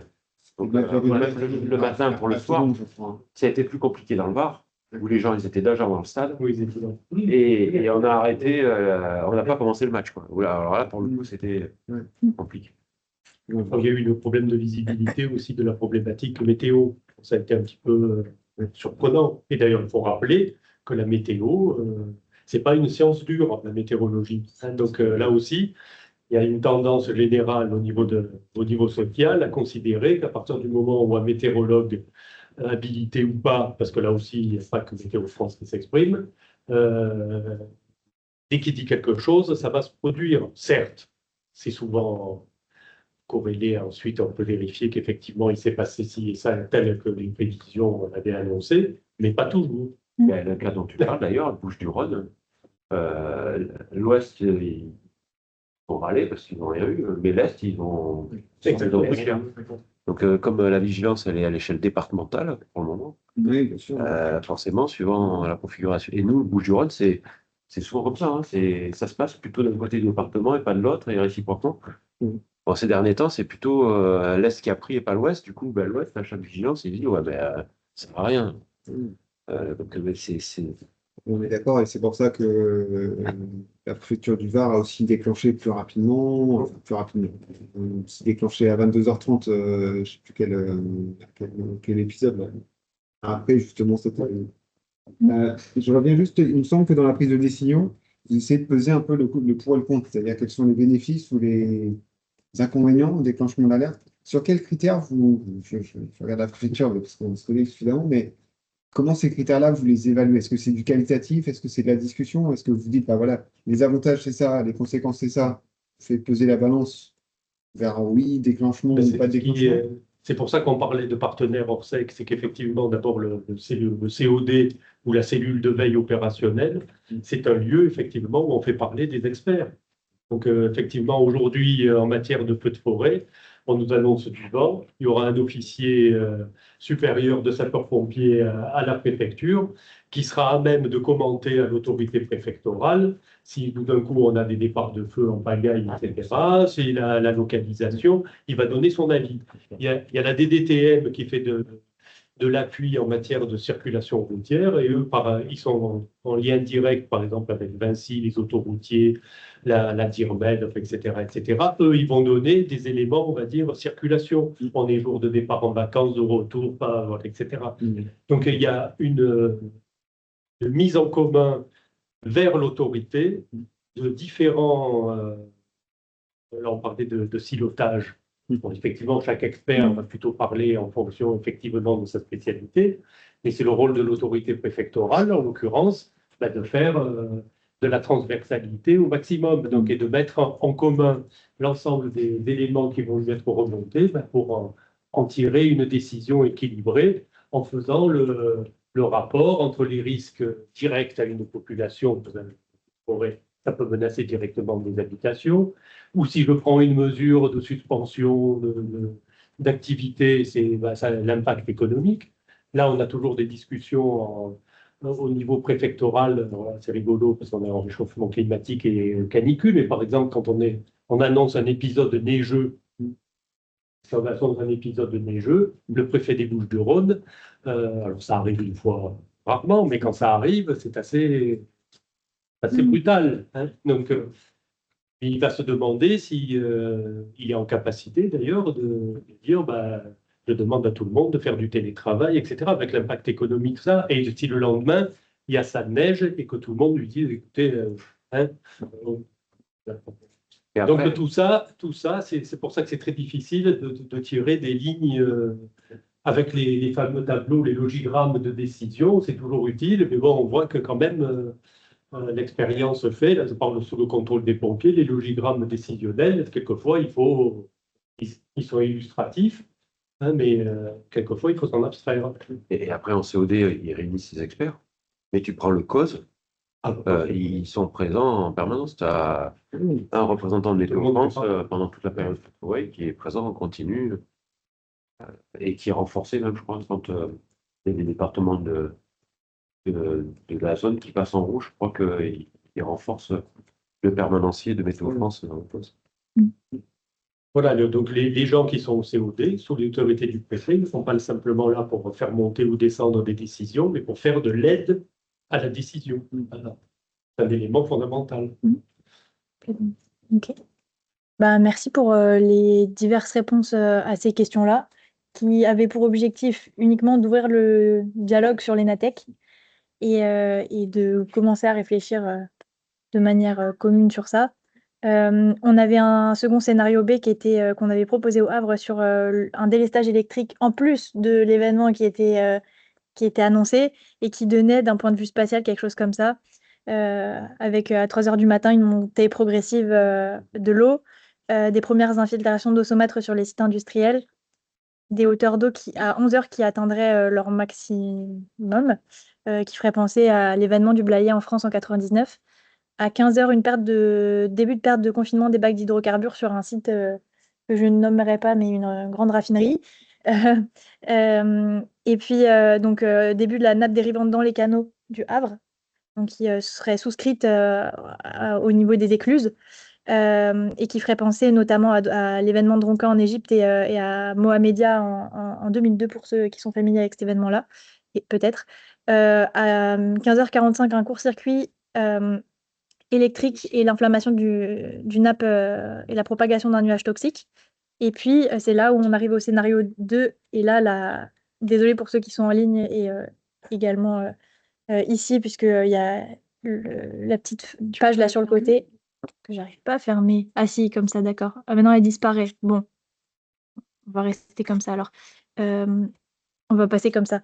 À 16h, blackout généralisé. Et puis, perte des écluses, qui dirait blackout généralisé, dirait forcément perte des écluses, et donc du coup, extension de la nappe, Il voilà. semble bien qu'il manque un truc. Voilà, il manquait quelque chose. Donc, on est allé jusqu'au bout du truc, et ça fait évidemment réagir, voilà. Après, ce qui n'est pas rassurant, c'est que ça fait aggravant, etc. Mais en fait, même jusqu'à la fin, ça s'est déjà produit. Voilà, Oui, oui, on est bien c'est d'accord. ça. Donc, Et finalement, le fait de parler en donnant des exemples d'incidents, d'accidents passés, c'est toujours beaucoup plus parlant, même s'ils paraissent éloignés dans le temps et dans l'espace. Finalement, ça permet de C'était communiquer. Mohamedia 2002. C'est vrai que c'est Oui. assez symptomatique Oui. d'un problème qui prend de l'ampleur et qui devient maîtrisable à la fin des fins. C'est ça. Voilà. Donc après, alors il est midi 2, donc on a déjà dépassé d'1 minute, mais on avait prévu des échanges ouverts, si jamais. Sinon, n'hésitez pas aussi à nous contacter par mail avec Johnny. Et puis, s'il y a quand même des questions, pour ceux qui peuvent rester un petit peu après, n'hésitez pas. Je sais pas si tu veux rajouter un truc aussi, Johnny. pour les premiers échanges, je ne sais pas s'il y a des questions. On peut prendre encore 10 minutes. Il faut qu'on parte après. On s'excuse. On comprend cet après-midi, mais On a eu quelques commentaires sur notamment la nécessité de renforcer la sensibilisation des populations sur les bassins,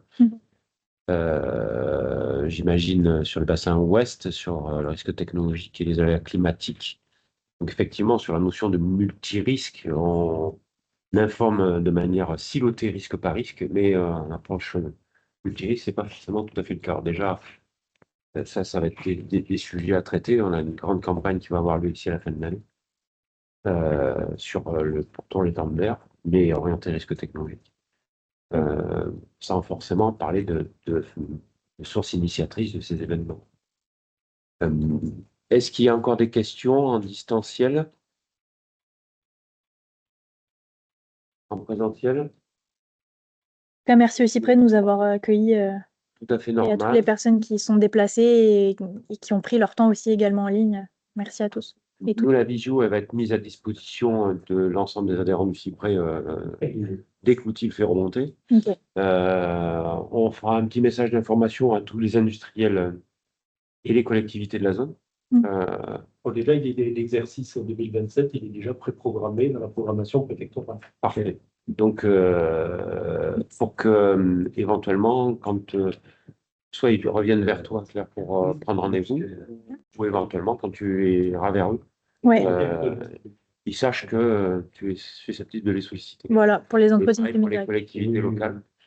Là, on va faire un petit message pour une semaine prochaine ou plus tard. vous avez une idée là sur la date de l'exercice Natec On va encore, de toute façon, quand on s'était. Nous, c'est le deuxième semestre 2027. Voilà. Ouvert. Ça Mais dépend bon, vraiment du retour, terrain, absolument. du retour terrain de Madame Lafayette au Japon. On était plutôt sur le second semestre.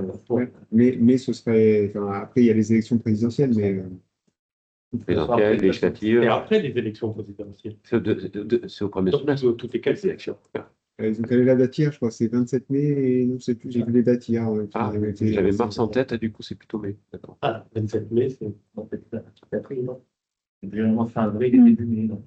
Mais je crois Il y a qu'il deux. est fin mai, début juin, j'étais surpris du Ah, mai, bon. mais à vérifier. En tout cas, c'est sorti. Bon, en tout cas, de notre côté, c'est une programmation très souple. Donc, Mm. si ce n'est pas second semestre 2027, ça peut être premier semestre 2028. Donc, vous êtes à l'aise pour nous actionner en nous disant c'est cuit pour telle période. Donc, on calera ça, disons, avec le SDIS et les partenaires, pas de problème. Et concernant le site qui avait été évoqué, l'exploitant est informé et il est tout à fait intéressé. Ok. Sur le principe, comme toujours. On pourrait en rajouter Chouette. d'autres, si vous voulez. C'est un peu des chiffres. Je suis ma présidente. Ouais. Celui qui est en bas, plateforme de la mer. Il y a pas mal de choses à faire. Surtout qu'ils sont exposés au tsunami, ils sont exposés au feu de forêt, et sur le feu de forêt, sur les feux de Martigues, ils ont pas mal subi, parce que pour pouvoir faire l'attaque par Canadair, il a fallu couper des lignes à très haute tension, ce qui a été fait, donc du coup, ça se fait très rapidement, donc du coup, ça a des impacts immédiats sur les installations. Ils n'ont pas subi le feu, mais ils ont subi les conséquences de la gestion de l'événement. Il leur faut de l'énergie. S'il n'y a plus d'énergie, il y a des problèmes. Ah bah ça s'arrête. Donc, important. Donc, ce serait potentiellement face au site là. Bon, oui, on n'est pas prescripteur. Là. Ouais. Faut que- Ce qui serait intéressant, c'est qu'on aille les rencontrer avant, en amont, et Si jamais il y en a d'autres qui se déclarent intéressés, si ça peut. oui, oui, tout Bon, ben, pas. Oui. Voilà. ça ferait nous. Mm. Bon, merci en tout cas. Merci à Par tous. contre, la plateforme de la Veras, ça ne sera pas qu'une seule réunion, je pense. Il y aura Oui. plusieurs réunions parce qu'il y a plusieurs industriels. Et- Il donnera le bon contact. Ouais. Et c'est après lui qui verra le pilotage interne de la plateforme. Pour le scénario précis aussi à dérouler, je suppose. Ouais, il y a eu des échanges, mais c'est pas Mais encore arrêté. Ouais. La DREAL aussi devait être présente ce matin. On a reçu le mail hier d'absence. Pas lourd, hein. Peu loin. Les priorités de l'inspection. Tout à fait. Super. Merci, Merci en tout cas à toutes et tous. Et juste pour information, donc il y a une prochaine rencontre thématique dans les tout prochains jours sur l'utilisation et la gestion des PSI, C'est demain. qui est demain. Donc n'hésitez pas encore à vous inscrire si vous avez des canalisations de transfert sur votre territoire. Merci beaucoup à toutes et tous, et puis je vous dis à très bientôt. Merci. Au revoir. Au revoir. Merci, au revoir.